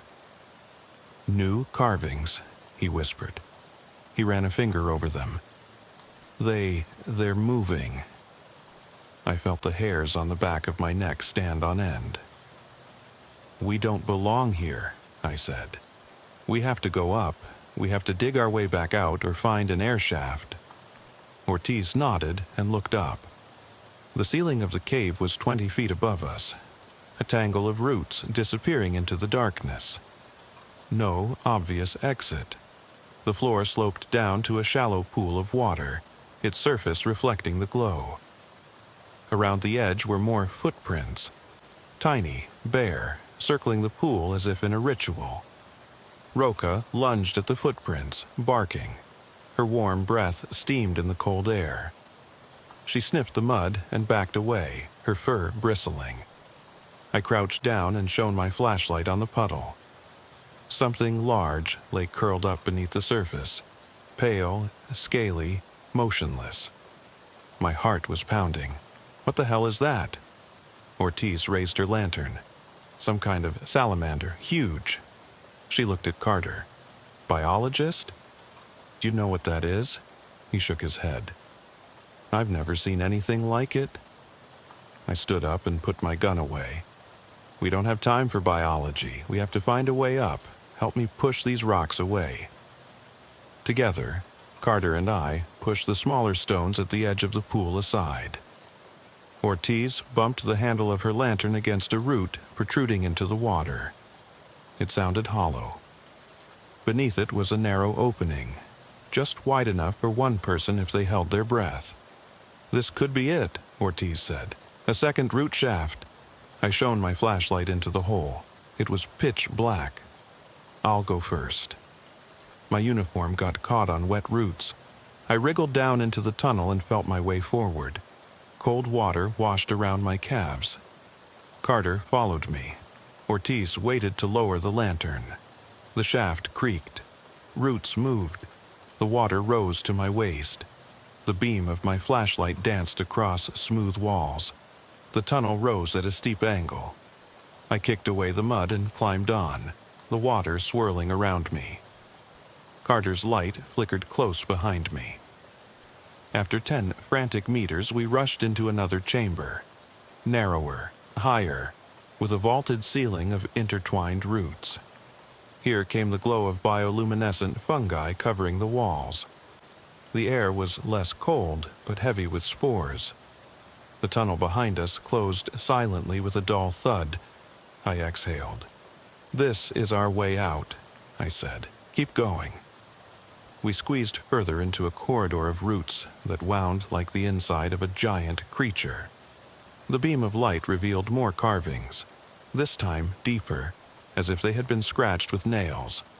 Carter ran his finger over them. "It says, 'Lost.'" A gust of wind swept through the corridor, even though there was no opening in sight, carrying with it a faint sob. I froze. "Abigail?" I whispered. No answer, only the echo of dripping water. We followed the passage until it led upward and opened onto a steep, muddy bank. I climbed up, my boots slipping, and Carter pulled me up. We reached a narrow crevice that led back to the forest floor. Moonlight streamed in. I squinted in confusion, but this was the opposite side of the clearing, half buried under roots. I stepped out, Carter behind me. The forest lay silent, silver in the moonlight. The picnic table was empty, the locked tunnel entrance nowhere to be seen. The ground beneath our feet was firm, untouched. Only the rustling of the wind in the leaves could be heard. Carter exhaled. "We made it." I nodded, my voice empty. "Let's find Ortiz and get Abigail, if she's here." We walked back across the clearing, shining our flashlights on the spot where the picnic table had been. But Ortiz was gone. No lantern, no footprints, just a shallow depression in the ground. "Ortiz," I called. My voice broke. Only the sighing of the wind. I looked at my watch. 4:35 a.m. 15 minutes since we'd entered the shaft. I ran back to where the blocked entrance had been, nothing but untouched mud and ferns. It was as if the tunnel had never existed. The yellow barrier tape lay untouched in a neat roll at the edge of the clearing. My heart was pounding. "Carter, she's gone." He searched the forest. She must have come out here. I don't know why I trusted her. I followed the flickering light of her lantern deeper into the forest. Carter stayed behind in the clearing. The forest closed in around me. The beam of light fell on low branches, broken boards, footprints. My footprints, Carter's, the small imprints, but none from Ortiz. I called her name. My voice sounded desperate, strange. Then, just outside the circle of light, I heard a soft humming. Childlike, tuneless. I moved toward it. Branches scratched my face. The humming grew louder and echoed. I pushed my way through the thicket. There, in a grove of young pine trees, stood Ortiz. She stood with her back to me, motionless, humming. Her lantern lay on the ground, flickering. I called out, "Ortiz!" She turned slowly. Her eyes were wide open, not blinking, and completely black. Her lips formed a calm smile. "You found her," she said in a hollow voice, but in Abigail's tone of voice. I felt sick. "Where is Abigail? Are you okay?" She nodded. "She's with me now." I stepped closer. "Doctor, Harlan, Ortiz, we're not safe here. We have to get back." She shook her head. "You can't leave, not until she's ready." The beam of my flashlight flickered as I raised it higher. The forest behind her darkened, and figures moved at the edges. Pale silhouettes of children standing just out of sight. They pushed forward, silently. I felt Roca barking behind me. I spun around. She was standing at the edge of the clearing, her fur bristling, the hairs on her neck standing on end. Carter ran over, his gun drawn. "Reynolds, get back!" I tore my gaze away from Ortiz. When I looked back, she was gone. Only the buzzing sound could still be heard. The outlines of the children dissolved into the trees. I sprinted back to Carter. "She's possessed, or replaced," I gasped. He grabbed my arm. "Forget Ortiz, we have to get out of here." I nodded. We ran to the patrol car. The engine started on the first try. Carter put the car in gear. As we drove away, I looked in the rearview mirror. Ortiz was standing at the edge of the clearing, half hidden in the shadows, her head bowed, a black-eyed smile on her lips. Behind her, the silhouettes of the children disappeared into the fog. I swallowed. Drive. The tires of the patrol car hissed on the muddy track. The forest flashed by in swirling rays of light.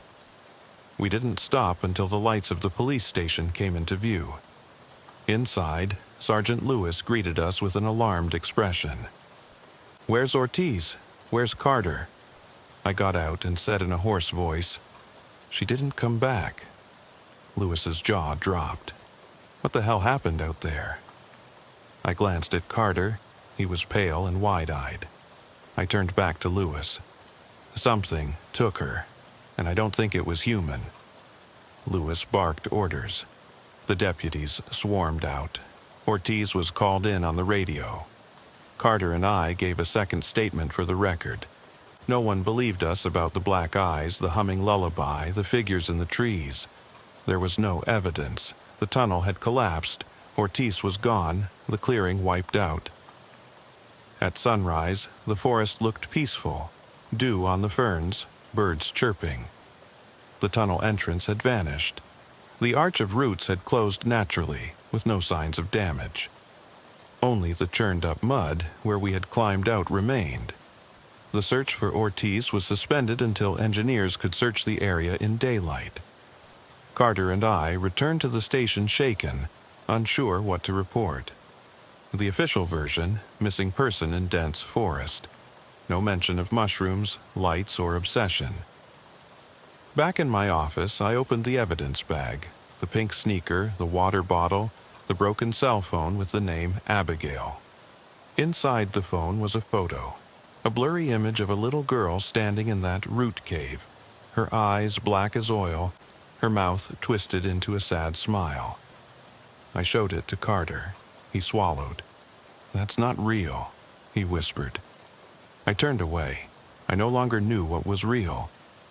That afternoon I sat at home, exhausted. The cell phone lay on my kitchen counter. I fiddled with it. The broken screen flickered, even though the battery was dead. A call, no caller ID. I stared at it. Then the phone rang. A child's voice, far away. "Officer Reynolds, find me." I dropped the phone. It clattered on the floor and continued to ring. I backed away. The light in the kitchen dimmed. The whispering returned. From the phone, from the walls, from the darkness behind my windows. Find me. And I knew that the forest had followed me home. I turn off the light on the porch, and the hallway behind me is plunged into darkness. All the shadows are long and motionless. Too motionless. The cell phone lies on the floor, its screen pulsing in the corner of my eye as it rings on its own. I don't move. The whisper comes from the speaker. Find me. My breath pounds in my chest. I force myself forward, my boots silent on the hardwood. The light from the phone casts the silhouette of a little girl at the edge of the circle of light. Abigail's figure, black eyes, sad smile. She stands in the hallway, her finger on her lips. Behind her, the darkness of the forest presses against the windows, branches knocking like skeletal fingers. I swallow. "Abigail?" She tilts her head. "You came back." My hand trembles as I pick up the phone. The ringing stops. The line is free. Only heavy breathing and that soft, childlike giggle can be heard. Then a click and silence. I walk toward her. Each of my steps echoes in the empty house. She backs away, gliding rather than walking. I follow her. The front door is open, even though I didn't open it. Moonlight and fog swirl across the threshold. The forest waits. She turns around and points to something. This way. I hesitate only a moment before stepping outside. The night air is colder than in winter. The fog clings to my skin. The light on the porch flickers and goes out. Behind me, the house goes dark. I don't look back. The trees arch over us, their branches intertwined like the ribs of a cathedral. The muddy path from Forest Road 12 is exactly where I remember it, even though my house is miles away. The headlights of my patrol car, parked at the end of my driveway, illuminate a path into the forest.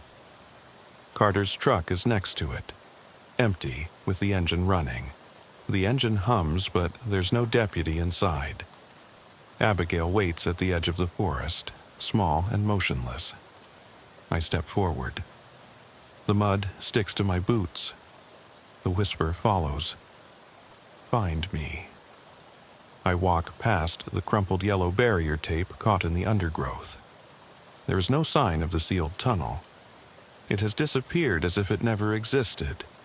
Only the ruts, the broken boards, the footprints. Mine, Carter's, the small bare footprints leading into the forest. I follow the tracks. They lead deeper into the forest, past the collapsed footbridge, past the moss-covered rocks. The glow returns, pale blue, pulsing between the trunks. The mushroom-like light bathes the tree trunks in ghostly colors. My heart is pounding. In front of me stands the root arch, identical to the one we had sealed, but intact, grown naturally from the earth. The carvings pulsate with frost, circles and lines that shift when I look away. A whisper comes from inside. Find me. I step through the arch. The air cools by 50 degrees. My boots echo on the smooth roots. Abigail stands inside, her hand outstretched. Behind her, the cave walls pulsate with living light. The salamander writhes in the pond, its eyes reflecting the light from my flashlight. The mushroom glow reveals dozens of figures crouching at the edge of the chamber. Children, pale and hollow-eyed, watching us. Abigail turns and walks deeper into the tunnel. The other figures follow her and glide into the root corridor. The carvings crawl along the walls as if the roots themselves were breathing. My radio crackles in my pocket. Static, then Carter's voice. "Reynolds, are you okay?" I drop the radio. I'm inside. "Don't come in," he says, panic in his voice. But I can't stop. I follow Abigail into the deeper chamber, where the glow pulsates like a heartbeat. I step onto the edge of the pool. The salamander's head turns and watches me with unmoving eyes. The surface of the water ripples, even though there is no wind. Abigail stands barefoot in the middle of the pool. Her reflection is distorted. Black where she is pale, her eyes a melting darkness. She smiles and kneels down, touching the water. The waves spread out and come toward me. Roots twist above me. The whispering grows louder. Find me, find me. I step closer. The water splashes against my boots. The salamanders glide away and wrap themselves around Abigail's ankles. She laughs, a sound like breaking glass. The other children step out of the shadows, silent, and circle us. My stomach clenches. I know what I have to do. I kneel down and place the phone on a rock at the edge of the pond. The screen comes to life and projects my face into the cave. My frightened eyes, my mud-covered uniform.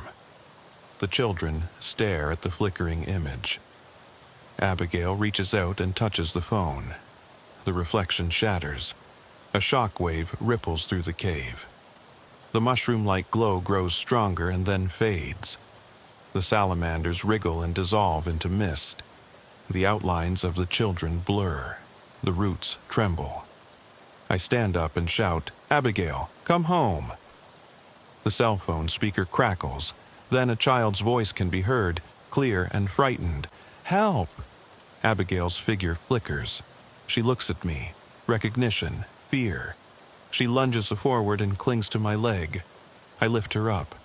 Her body is ice cold, weightless. The other figures howl, an agonizing chorus. The roots tremble and split. Behind us, a tunnel of pale light opens up, a way out. I run toward the glow with Abigail in my arms. The children's screams fade as we pass the pond, the passageway, and the archway. The light grows warmer, golden. We rush out of the shoe, root mouth into the misty forest. Carter's headlights shine brightly. He jumps out, his eyes wild. I put Abigail down on the ground. She stands there, small and real again, her eyes shining and her cheeks red. She looks up at me, breathing shakily. "Thank you," she whispers. Then she runs off and disappears between the trees. Carter rushes over to me. "You crazy bastard, what the hell happened?" I swallow, mud dripping from my boots. She was trapped. With them. I point back to the forest. The bough is gone. Only tree trunks and fog remain. The fog clears, revealing the old gravel road, empty and silent. Carter stares. "Can we find her?" I shake my head. No footprints. He looks at the spot where Abigail disappeared. Then, let's hope for the best. We get into our patrol cars. The forest breathes behind us. As I drive off, the clock on the dashboard reads 4:44 a.m. The fog swirls in my headlights. In the rearview mirror, I see a small figure standing at the edge of the forest, watching, waiting. Then she raises a hand and waves. I blink, and she's gone. The call log on the phone shows an entry at 2:17 a.m. 911, missing child in the woods, connection lost. Then a second call at 4:42 a.m., duration 00, no audio recording saved. I turn off the phone. Under the broken screen, engraved into the plastic casing, is a new word: found. I put it in my pocket. Forest Road. 12 stretches out behind us, silent once more. The children's laughter echoes softly in the wind, and I know that some doors, once opened, never really close. The mud sucked at my boots as I stepped off the patrol rig, radio crackling in my palm. It was 2:17 a.m. on October 12th, and Forest Road 12 in Black Hollow County looked like a black void edged with gnarled tree limbs. The call had been faint. A child's voice whispering, "Help me," so low I almost wrote it off as static. But the GPS ping put it 20 meters off the road, deep in the pines. The beam from my mag light quivered against the trunks, illuminating slick bark and tangles of undergrowth. Every breath I took fogged the air. My heart thumped loud enough to drown out the radio static. I clicked the flashlight against my vest, the metal-on-metal echo sharp in the hush. The forest was so quiet I could hear my pulse. I moved toward a half-collapsed bridge I'd passed on the cruiser's headlights. Wooden planks splintered, beams sagging into the creek. The beam caught on something white on the far bank. A jacket, soaked and stiff. I crouched, mud oozing through my pant leg, and picked it up. No tags, no blood, just the damp stink of mildew. I radioed in. "Dispatch, I've got an abandoned jacket at the bridge." No sign of victim or suspect.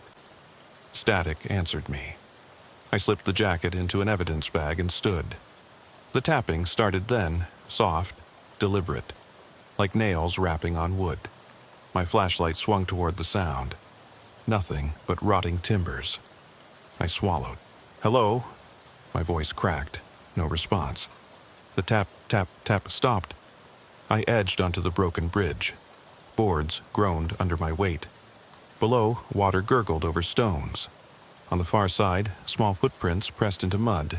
Bare toes splayed. They led into the darkness. I clicked on my body cam mic. Possible juvenile prints barefoot, heading northbound. I followed. Every step sank me deeper into wet leaves.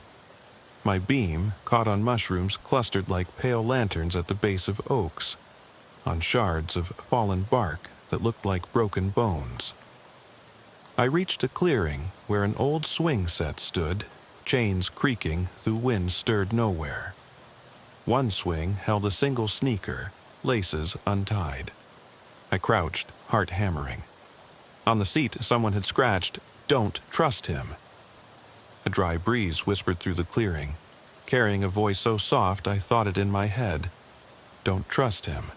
I snapped a photo. My radio sputtered. Reynolds, you copy? Relief. Copy, I'm at the clearing. Graffiti reads, don't trust him. Found a sneaker. Backup en route. ETA 3 minutes. I holstered the mic and pressed forward. The deer trail narrowed. Shadows coalesced beyond the flashlight cone.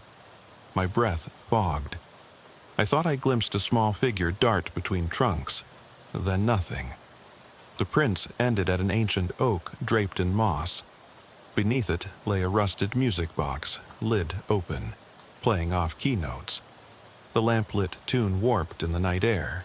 Engraved on the box, Mary Ellis, 1986 to 1994. Beneath, someone carved, she lied. My stomach knotted. I radioed, music box on gravesite. Juvenile grave. Someone's been here.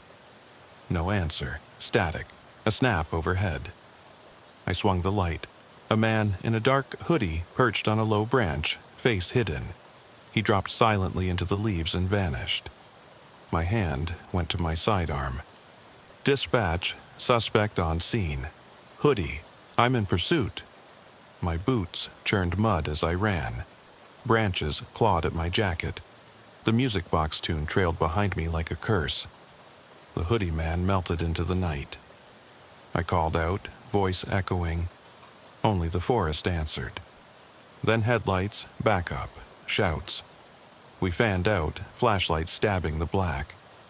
We found the music box at the oak. No girl, no suspect.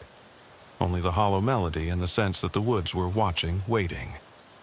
I filed the preliminary report at 6:42 a.m.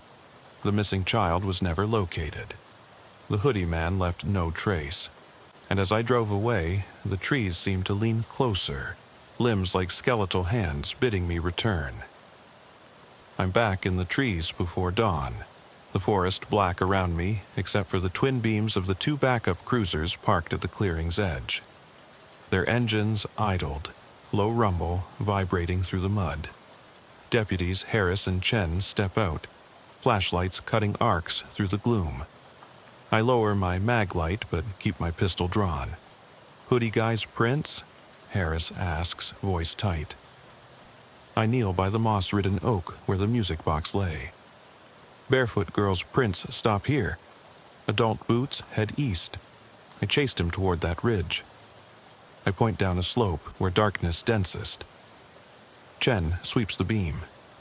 Nothing but trees. I stand. He's close, felt it.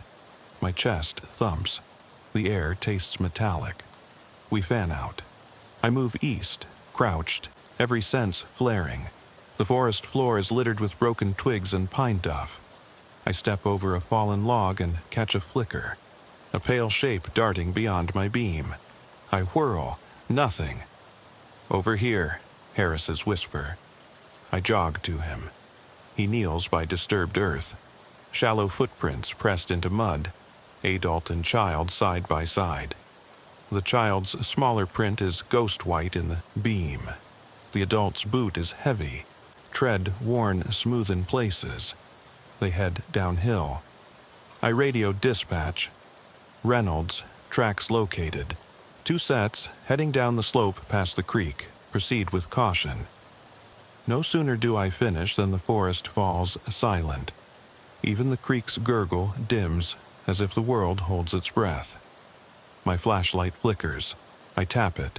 The beam steadies. We descend toward the creek crossing. The broken bridge looms, shards of wood jutting like broken ribs. The jacket from earlier lies half buried at the base of a beam. I scoop it up, heart twisting. A faint sob carries on the chill breeze. It sounds like a child. I freeze. Did you hear that? I whisper. Chen nods, face pale. Over there. He points toward thick undergrowth. I shine my light. A small figure hunched against a tree, blonde hair plastered to a dirty face. She's shivering, arms wrapped around knees. I approach slowly. Hey, it's okay. I'm Officer Reynolds. She looks up, eyes wide, wet. Relief and terror swirl there. "Help me," she whispers. My heart unclenches. "You're safe now." I slip off my jacket and wrap it around her shoulders. Her teeth chatter. Harris comes up behind. "Found her." I kneel. "What's your name?" She swallows. "Emily." "Emily, can you walk?" She nods. I hold out my hand. She takes it, small and cold. We guide her toward the cruisers. As we emerge into the light, I radio in. "Subject in custody. Victim safe. Emily Richards, age 8. I glance back at the forest. It's quiet, empty. In the glow of the cruiser's dome light, Emily sits on the bench seat, trembling. Harris crouches beside her, offering water. I watch from the driver's side, gloves off, heart still racing. Dispatch crackles. "Good work, Reynolds. EMS and child services inbound." I exhale. "Copy." Emily sips, eyes darting to the trees. I give her a gentle smile. "You did great," she nods. He said don't trust him." Her voice quavers. I glance at Harris. "She saw the man?" Harris shrugs. "Maybe." I crouch. "Emily, can you tell me what happened?" She hugs the water bottle. "I was camping with my dad. He went to get wood. Then I heard music, like a music box, so I followed it. I saw the box on a stone, and then the man. He grabbed me." Her lip trembles. He put me down and ran away. I ran too." My jaw tightens. "Where was your dad?" Her eyes fill. "I don't know. I couldn't find him." A cold knot forms. "All right, we'll find him." An hour later, Emily is safe with EMS, wrapped in a blanket. Jen drives her to the ambulance. I watch as the paramedics check her over. No injuries, just shock. Harris and I stand by the cruiser. The first pale light of dawn seeps through the trees. I stretch, muscles stiff. "Think her dad's still out there?" Harris asks. I nod toward the woods. "Must be, but that music box, he led her here." I shake my head. "Why?" Harris shrugs. "No clue, but we need to search that gravesite." I pull on gloves and step back into the forest. The oak with the music box lies 50 yards away. The moss-covered gravestone reads, "Mary Ellis, aged 8. I crouch, brush away leaves. The box is gone, picked up or carried off. The lid lies open on the ground, silent now. I press my flashlight into the hollow. Beneath the roots, fresh soil has been disturbed. Foot deep. I dig with my hands. Cold earth falls away, revealing a small, dirt-caked boot. I pull it out. It matches Emily's missing sneaker. Beneath it, a hand, small, pale. I freeze. "Jesus," I whisper. Harris's beam falls on the hole. He steps closer. "Reynolds?" I clear more soil. A shape emerges. A girl's dress, soil-stained, and beneath it a body. I stagger back, stomach lurching. "We've got a child." Harris places a hand on my shoulder. "Don't touch anything else." I pull out my radio.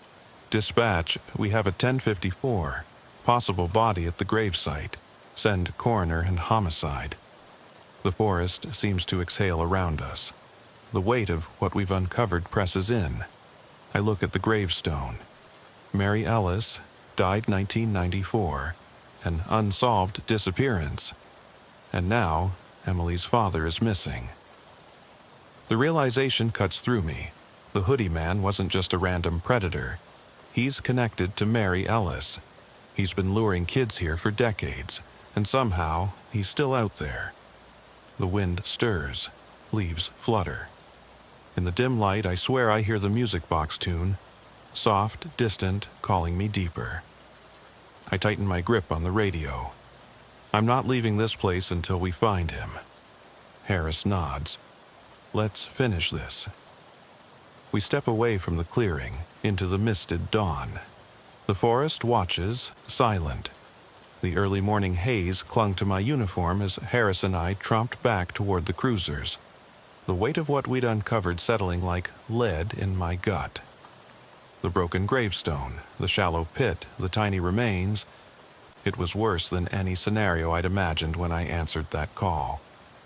Emily was safe, yes, but her father was gone, and Mary Ellis's case had just resurfaced in the most terrible way. I wiped sweat and mud from my brow even though the air was cold. Harris stood silently beside me, flashlight trained on the hollow where the body lay. The coroner's team would arrive soon, but for now the forest felt suspended, an unwilling witness to the horror we'd unearthed. "Let's mark this," I said softly, planting evidence flags around the pit. My hands trembled. I looked at the mossy headstone. Mary Ellis, aged 8. The letters blurred in the dim light. Whoever had carved "She Lied" beneath it had known something we didn't. Harris spoke up, voice low. "You think the hoodie guy killed Mary back in '94? I exhaled. Either him or someone using the same method. Luring kids with that damned music box. I glanced toward the ridge we'd chased him across. He's been doing this for 30 years. A shiver crawled up my spine. But why now? Why Emily? Harris shook his head. Don't know, but we need to search that area. He could be holed up in an abandoned hunting camp or something. We fanned out again, combing the slope toward the ridge. Every snapped twig made me jolt. Every rustle of leaves sounded like a footstep. My pistol felt heavy at my side. My flashlight beam jittered as adrenaline hammered through me. The forest had gone from eerie to openly hostile. 20 minutes later, we reached a rock outcropping overlooking a dry creek bed. Harris shone his light into an old hunting blind built 30 years ago. Rotted wood sagging, bullet holes pockmarking the walls. Inside, nothing but leaves and a torn scrap of fabric that matched the girl's jacket. He bagged it. We moved on, hearts hammering, until we reached a derelict cabin frame swallowed by vines. The door lay off its hinges. I radioed in coordinates. Reynolds to dispatch. Possible hide site. Recommend entry with caution. Harris nodded. He kicked at the threshold. After you. I stepped inside. The beam revealed a dirt floor strewn with broken glass and animal droppings. On a splintered table sat the music box, lid closed, silent. I swallowed hard. I reached out, lifted the lid. The tune began, slow, warped, unmistakable. My stomach clenched. Then the lid slammed shut on its own. I jumped back. Harris's light flicked over the walls. Someone had scrawled dozens of messages in dripping mud. He's not who you think. Run. They never leave. I'm sorry. My throat went dry. What the hell? Harris grabbed my arm. Reynolds, we've got to clear the rest of the cabin. We swept the room. Under a tattered blanket in the corner, I found an old Polaroid. A little girl in a white dress standing by that same oak tree. Except the date scrawled across the bottom read October 12th, 1986. The resemblance to Emily was uncanny. Same pale hair, same wide eyes. My blood ran cold. I radioed dispatch. We've got a time-stamped photo. Looks like Mary Ellis or someone identical. This cabin's been active for decades. Static. Then, units en route, sheriff's department. We stepped outside, the tune still echoing in my mind. The woods seemed to press in, branches creaking like joints. I swallowed. We need to get Emily's dad cleared as a suspect. He could be the next victim. Harris frowned. We haven't even found him. I paced. We will. But this guy's pattern is ritualistic. He brings them here, lures them with music, buries them at Mary Ellis's grave, then disappears. I glanced back at the cabin. He's taunting us. Later that afternoon, back at the station, I couldn't shake the image of the music box or the muddy messages. I sat at my desk, strewn with evidence photos, case files, radio transcripts. The station's corridor was silent, too silent. I tapped at my keyboard, logging the cabin search. Then I heard it. The faint, tinny notes of a music box drifting down the hallway. My head snapped up. The station was empty, lights off, save for my desk lamp. The melody grew louder, echoing off the concrete walls.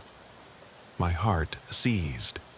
I grabbed my flashlight and pistol and crept toward the sound. The notes led me past the holding cells, past the interrogation rooms, until I reached the evidence locker. The door stood ajar. Inside, among neatly tagged bags, lay the music box from the cabin, lid open, playing by itself. I stepped in. The door clanged shut behind me. I spun, flashlight beam dancing. The box's tune warped, slowing, as if resisting. My radio crackled. "Reynolds, you copy?" It was Harris. Relief washed over me. "Yeah, I'm at the evidence locker. The music box is here, by itself." Harris's voice tightened. "Lock it down." "I'm coming." I reached for the box. The moment my fingers brushed the lid, the tune ceased. Silence slammed into me. Then a whisper, "Help me." My blood ran ice cold. The voice was Emily's. I dropped the box. It kept playing, even without winding. The lid snapped open and closed in time with the melody. I fumbled for the door. It wouldn't budge. I slammed my shoulder into it. The lock clicked. I yanked it open and spilled into the hallway.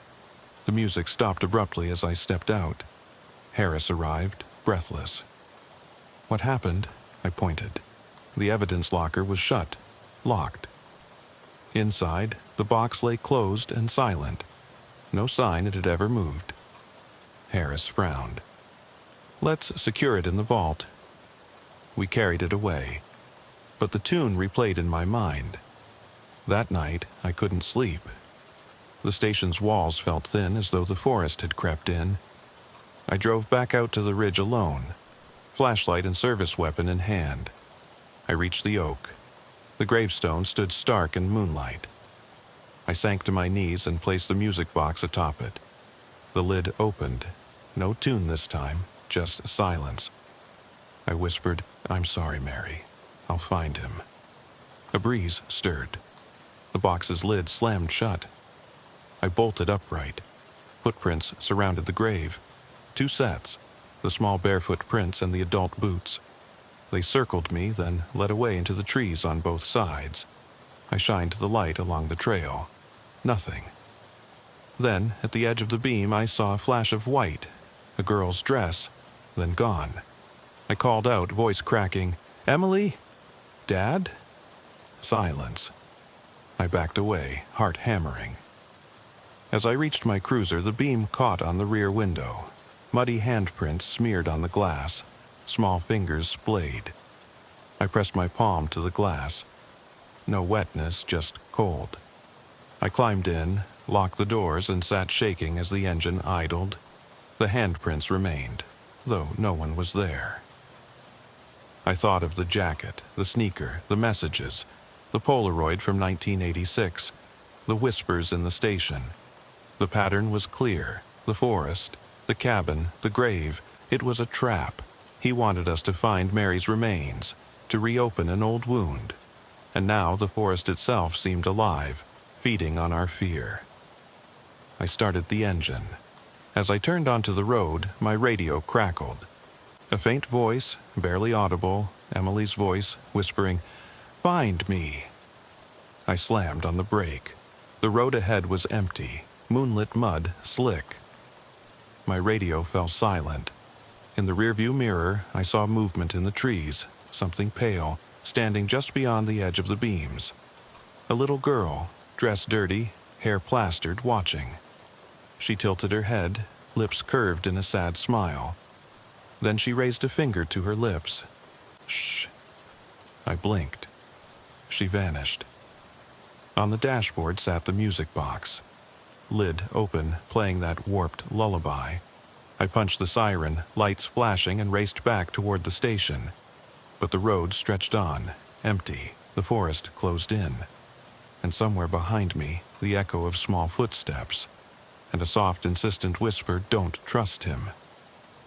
I gripped the wheel. The mist swallowed the cruiser's taillights. I realized then that nothing was over. The woods had claimed its story, and now it was following me home. My radio crackled again. "Dispatch. Reynolds? You there?" I didn't answer. I couldn't. The music box played on, and in the mirror I saw another set of footprints trailing into the darkness. Barefoot, small, never-ending. The cruiser's engine hummed, but I didn't move.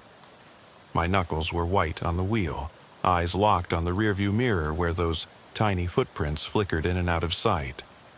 The music box's warped lullaby echoed in the cab, each note a nail in my skull. Dispatch kept calling, but I let it ring.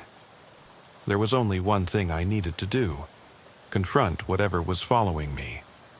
I killed the engine. Darkness pressed against the windows like a living thing.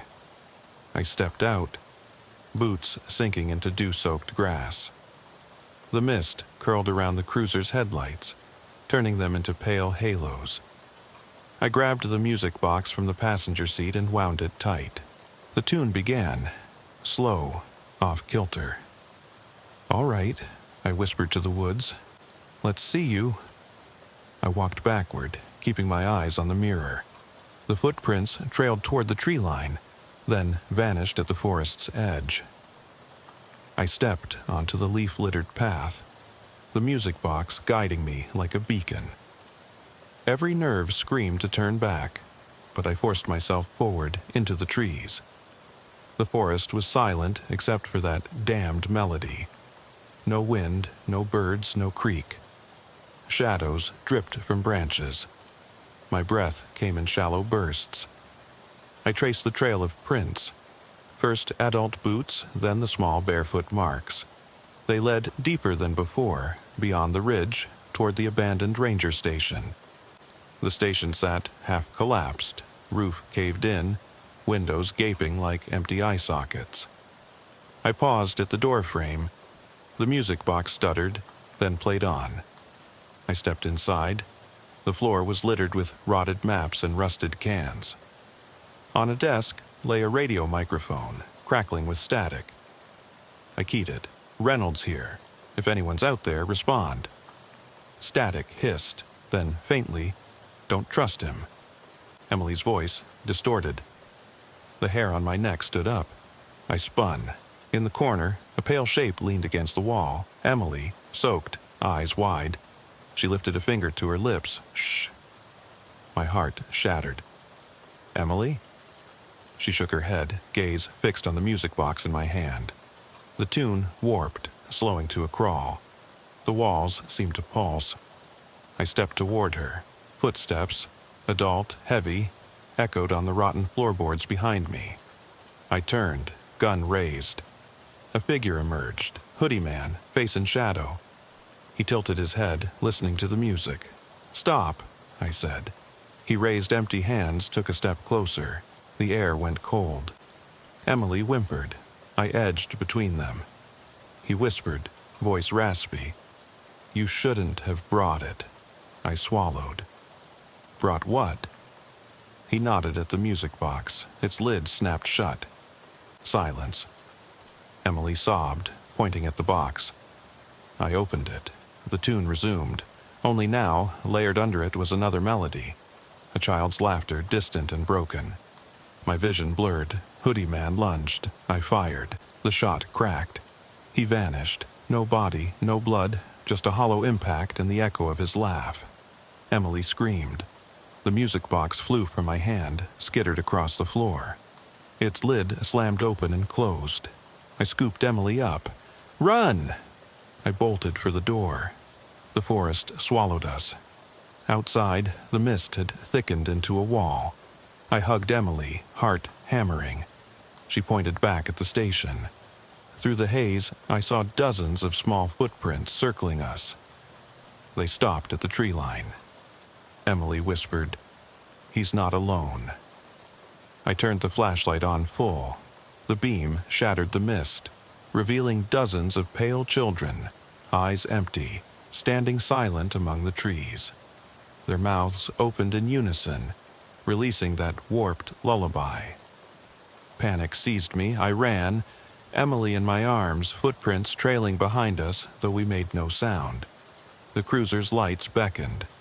I fumbled keys, started the engine. The headlights cut through the ghosts.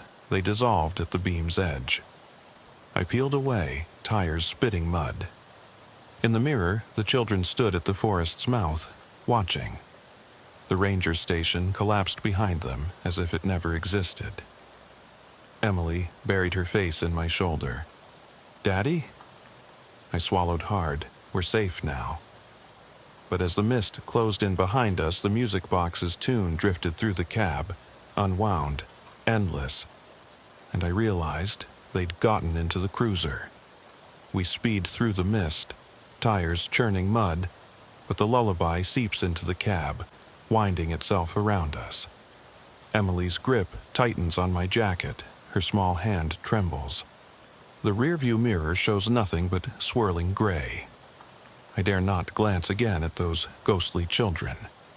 I slam on the brakes at the station's lot. My cruiser's engine idles like a heartbeat.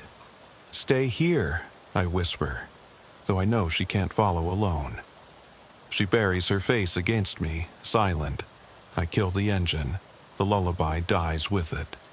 For a moment, there is only the drone of distant traffic.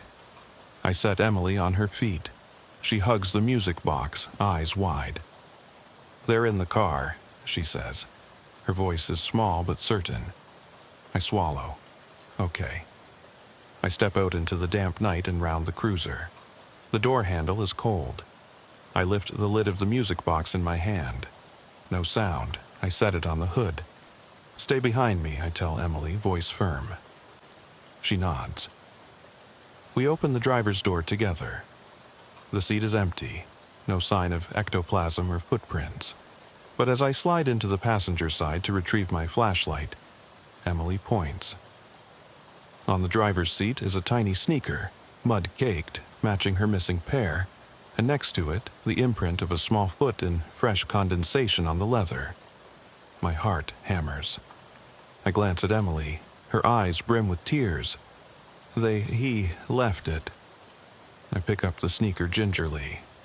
Inside, pressed into the tread, is a scrap of yellowed paper.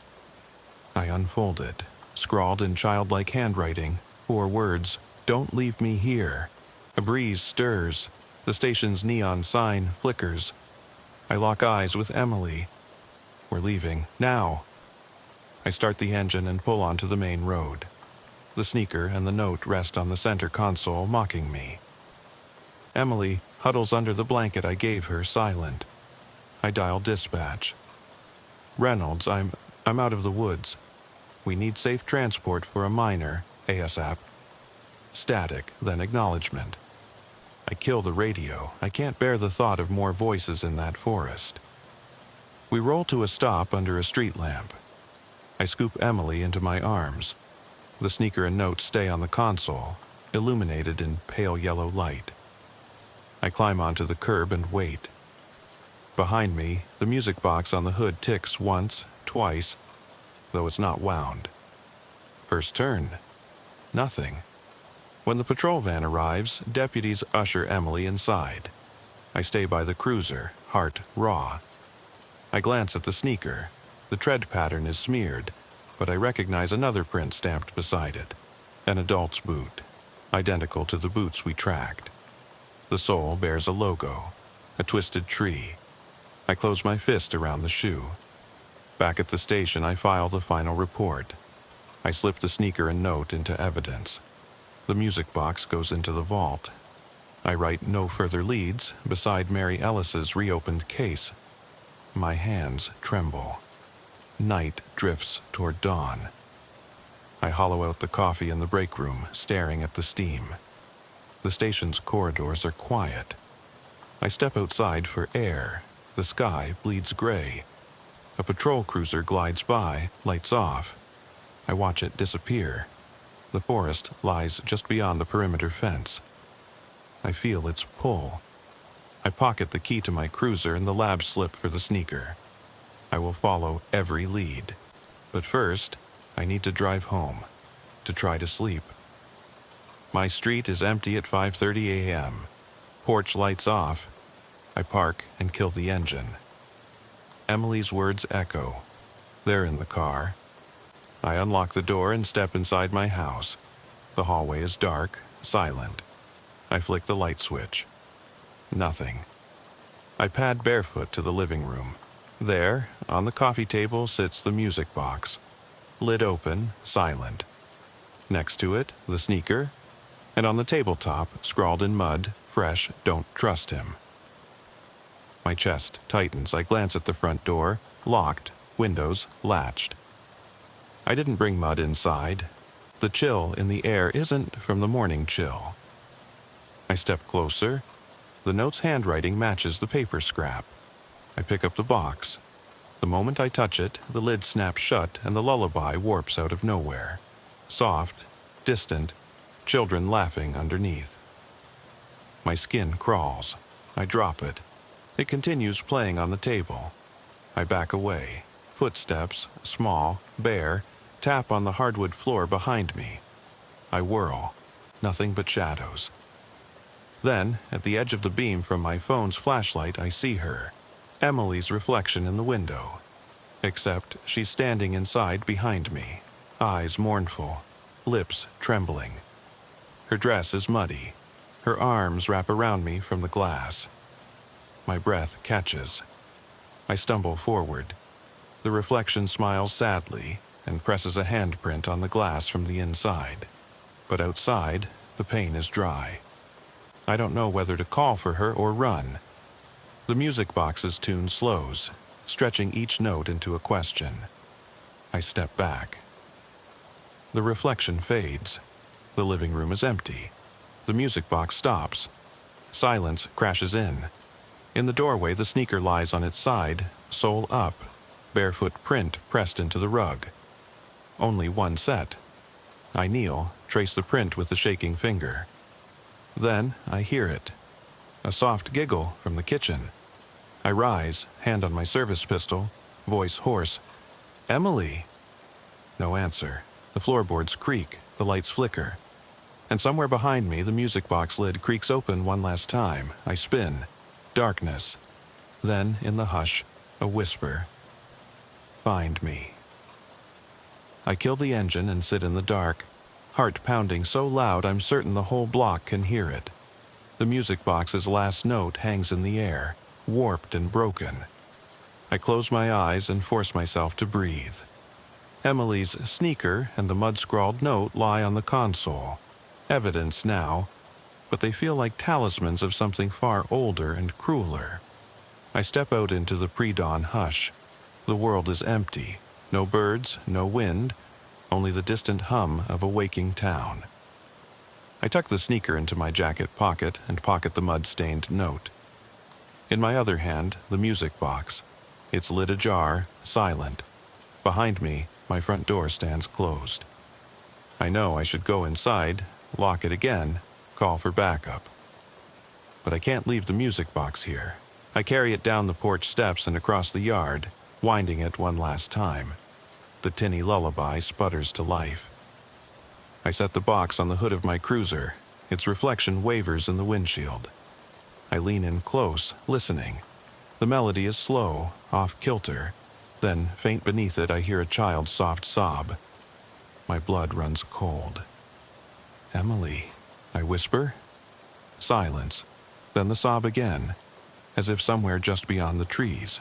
I snap off the box. The sob cuts out. I pick it up. The lid swings open and closed once, twice, then stillness. I wind it again. The lullaby resumes.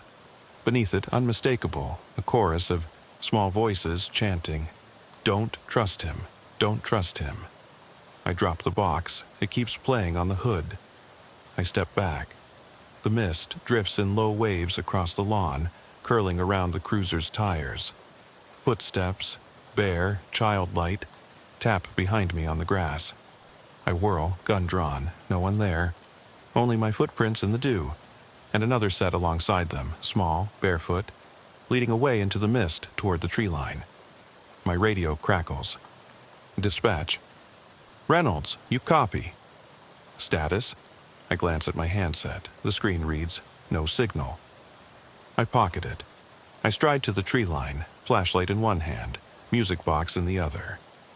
The beam slices through gray. The trees loom like silent sentinels. The barefoot prints lead onto the forest path, past the broken bridge, past the swing set frame now half shrouded in morning fog. Each footprint is fresh, pressed deep into the mud. My chest tightens. I follow.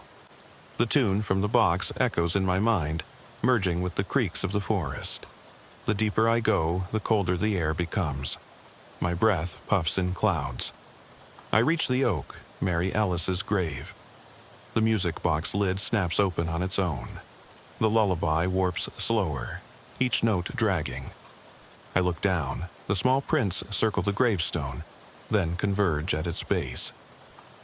An adult boot print stands beside them. I kneel, heart hammering. In the soil at the foot of the stone, fresh dirt has been overturned. I scoop a handful, damp earth and a button, antique, brass, tarnished. I slip it into my pocket. A whisper drifts. Find me. I scan the trees. Sunlight seeps through. No child, no hoodie man, only the hush. Then the music box plays one final, crystalline note and dies. The forest exhales. I stand and turn away. The prints vanish at the trail's mouth. I walk back toward the clearing, toward my cruiser, leaving the music box on the gravestone. The box's body is cold, its melody ended. At the broken bridge, I pause. The jacket lies where I left it, muddy, empty. I shake my head. This place holds its secrets. Some answers are traps. I climb into the cruiser. The console light flickers on, illuminating the lone sneaker and the button on the floorboard. I pick up the button, a twisted tree emblem matching the Soul logo from the boot prints. My radio springs to life. Reynolds, are you there? Command wants an update. I lift the receiver. Dispatch, I'm clear, securing evidence. I'll file full report at station. The dispatcher's voice is distant. I kill the radio. The car is silent. I drive away slowly, eyes on the rearview mirror. The forest recedes, mist swirling at its edge. I glance down at the button in my palm. It's warm, inexplicably so. I pocket it. Some questions I'll never answer. Some children I'll never find. As the town lights come into view, I realize the story has slipped its leash. It followed me home. It lives in that button, in the echo of that lullaby, in the whisper on the wind. Don't trust him. I pull into the station lot. The sun peeks over the rooftops. I step out, jacket draped over my shoulder. In my other hand, the sneaker and the button. Behind me, the forest stands silent, watching, waiting. I lock the cruiser and head inside to file my report. But I know the woods will call again, and next time, I'm not sure I'll answer. I step from the cruiser into the yawning glare of the station's overhead lights. The morning sun cresting the roofline like a promise I no longer trust. The button in my palm feels unnaturally warm. Pulse beat warm, though the air is crisp. I slip it into my jacket pocket beside the mud-caked sneaker. Every instinct tells me to throw both into evidence and leave the rest buried in that forest. But instincts are unreliable now, warped by lullabies and child voices on the wind. I cross to the station door. It swings open before I touch it as if pushed by an unseen hand. The empty lobby smells of coffee and stale vinyl. Sergeant Morales looks up from the desk, eyes rimmed with sleeplessness. Reynolds, she says, voice measured. You okay? Heard you called it in dark. No signal. Radio died. I nod, forcing calm. Signal's back. I locked everything in the cruiser. Got 2 items, sneaker, button, music box stays out there. I point beyond the windows at the tree line shimmering in late daylight. I left it on Ellis's grave. Her brow furrows. You sure? Evidence chain. I know. I hold up my hand. But that box, it's not evidence, it's a beacon. I pause, watching her face. Something wants me to pick it up again. I can't risk bringing that back here. She studies me. Report? I drop the sneaker and button on the evidence table. They thud softly against the metal. Found tracks leading from my cruiser into the woods. Child size, barefoot, and 1 adult boot print with that same twisted tree emblem button at its heel. Followed them to Mary Ellis's grave. Box wound itself, played voices. I heard Emily crying and kids chanting, "Don't trust him." Then prints vanished. Morales picks up the button, turns it in her fingers. That emblem. This county sheriff's detachment uses it on our uniforms. Modified oak tree with roots. She glances at the sneaker. And the sneaker matches size for missing child case.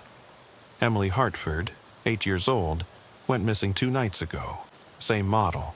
Mud-scrawled note, "Find me before he does." I swallow. Yeah, note said more, but I can't read the rest. Mud smeared it. I kept it in pocket. I rubbed my temple. Dispatch logged me out until I came in. Command will want a full statement. After that, I want to go back. Morales's lips tighten. You want to chase ghosts?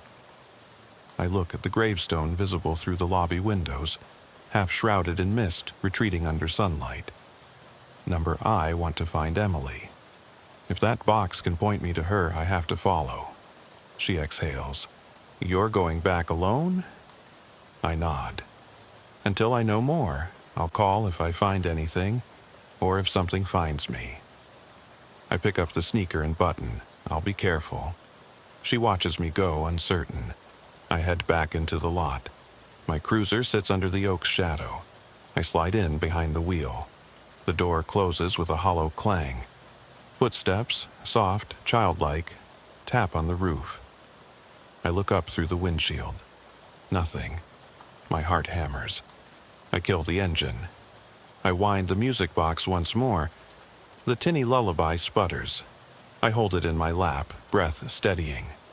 Beneath the melody, faint sobs, Emily's sobs, mix with the chanting, find me, don't trust him." The lid snaps open and closed once, twice, then silence. My radio crackles. "Reynolds? You there? It's Morales." Relief washes me. I lift the receiver. "I'm here, heading back to the woods. Got a lead." I tuck the mic away. "Don't wait up." I step onto the forest path. The morning fog has lifted, but the ground is damp. The barefoot prints have vanished, but I trust the box. I follow the music box melody in my mind, imagining it guiding me deeper. Each step crunches leaves and twigs. The trees stand like watchers, bark faces turned inward. The air smells of moss and something older, iron, earth, decay. I reach the broken bridge. The boards sag, water trickles beneath. I set the box on the railing. Wind stirs the ribbon tied to its latch. I wind it. The lullaby plays. No chanting this time, only a single child's voice whispering, "This way?" A small breeze drifts across the bridge, carrying the scent of wet leaves and distant lilac. I cross. On the far side, the ground is softer. I see faint footprints. Adult boot, mud-smeared sneaker, then nothing. But at the edge, the box vibrates in my hand. I follow the tremor like a pulse, deeper into the thicket until the path curves around a toppled headstone I haven't seen before. The stone lies face down, letters worn away. Moss clings to its edges. Beneath it, earth is freshly turned. I kneel and brush away soil. A small handprint, tiny, perfect, pressed into the clay. My breath catches. Next to it, An indentation, the sneaker's tread. And then, deeper, something metallic glints. A child-sized locket, half buried. I pick it up. On one side, an engraved initial, E. On the other, the twisted tree emblem. My heart thunders. Emily's locket, tied to that same symbol. I open it. Inside, a faded photograph. A little girl with dark curls and bright eyes, holding hands with a man in a uniform, oak leaf insignia on his collar. The girl smiles. The man's face is stern, features unfamiliar, blurred. I close the locket, voice tight. Emily? No answer. The locket goes in my pocket. The music box lid creaks open, silent now. I stand. The forest is unnaturally quiet. Then a giggle, a child's laugh, light and distant. It echoes among the trunks. I follow the sound, heart in my throat. The path slopes downward to a sunken clearing ringed by oaks.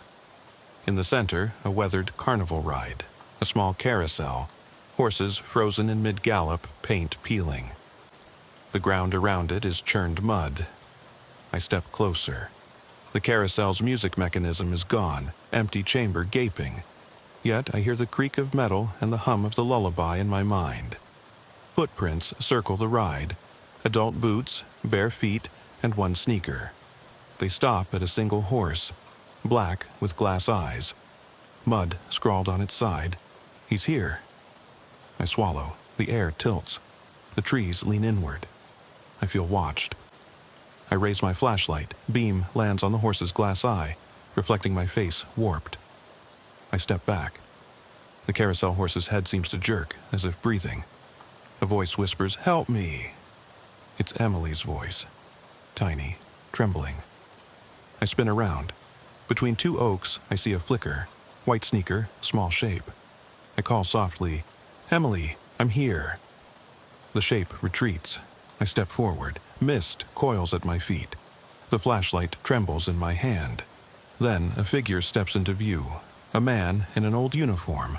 Oak leaf insignia on collar. Brass button on chest.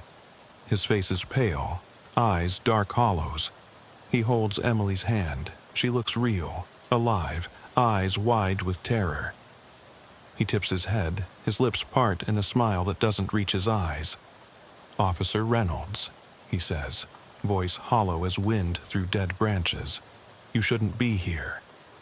My pulse surges. "Who are you? Where's Emily?" He lifts the girl's head. Her eyes are empty black pools. "She's safe," he intones. "With me." I step forward, gun raised. "Let her go." He laughs, a hollow metallic sound. The carousel horse's glass eyes gleam. The man takes a step back. The girl follows. "You can't save her, not until you join us." I squeeze the trigger. The shot echoes. The man flickers, like a projection, and vanishes. Emily screams, a raw, piercing sound, then silence. I lower the gun, heart hammering.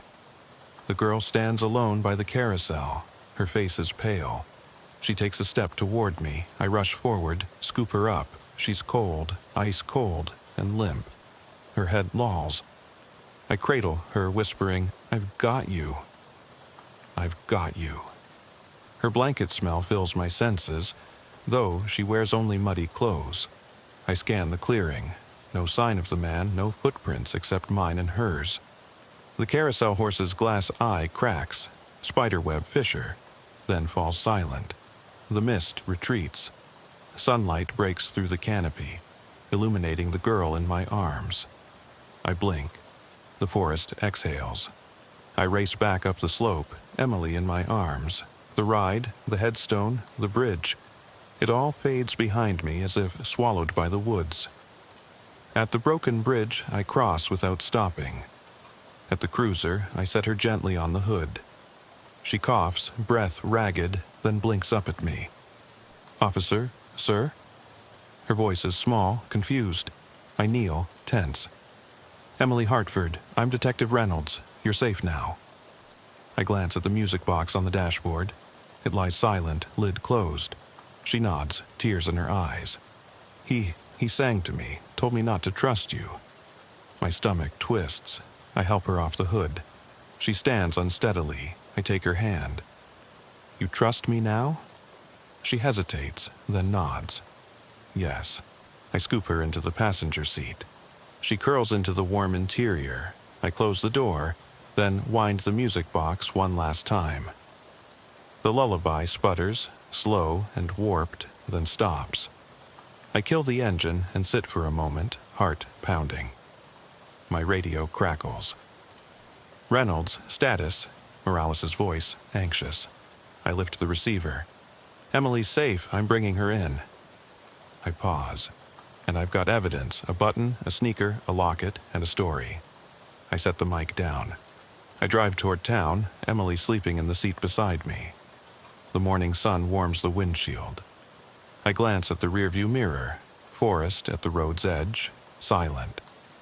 No mist, no phantom man, no child prints, just trees, but I know better. The music box lives in my pocket now, its ribbon warm against my leg. The locket lies next to it, buttoned beneath. The story isn't over. It lives in those talismans, in Emily's nightmares, in the echo of that hollow lullaby. I pull into the station bay. Lights flash, medics rush out. Morales meets me. She takes Emily, wraps her in a blanket, coaxes her toward the ambulance. I step back, heart heavy. Morales says, "You did good." I nod, jaw tight. We found her, but something followed us out. She studies me. Then we burn it down. I look at the cruiser, the forest beyond. Or we learn its name. Morales' brow lifts. Name? I reach into my pocket and lift the music box. It calls itself Guardian, but it lies. She glances at the box, uneasy. Then we lock it up. I wind it. The lullaby plays. Slow, warped. Then beneath it a chorus. Don't trust him, don't trust him. I slam the lid shut. Silence. I turn to Morales. Some promises can't be kept, some stories never end. She nods. We carry Emily inside. The station doors close. The box and button and locket lie on the cruiser's seat, a trio of mysteries. And beyond the glass the forest stands watching, waiting for its next note to play.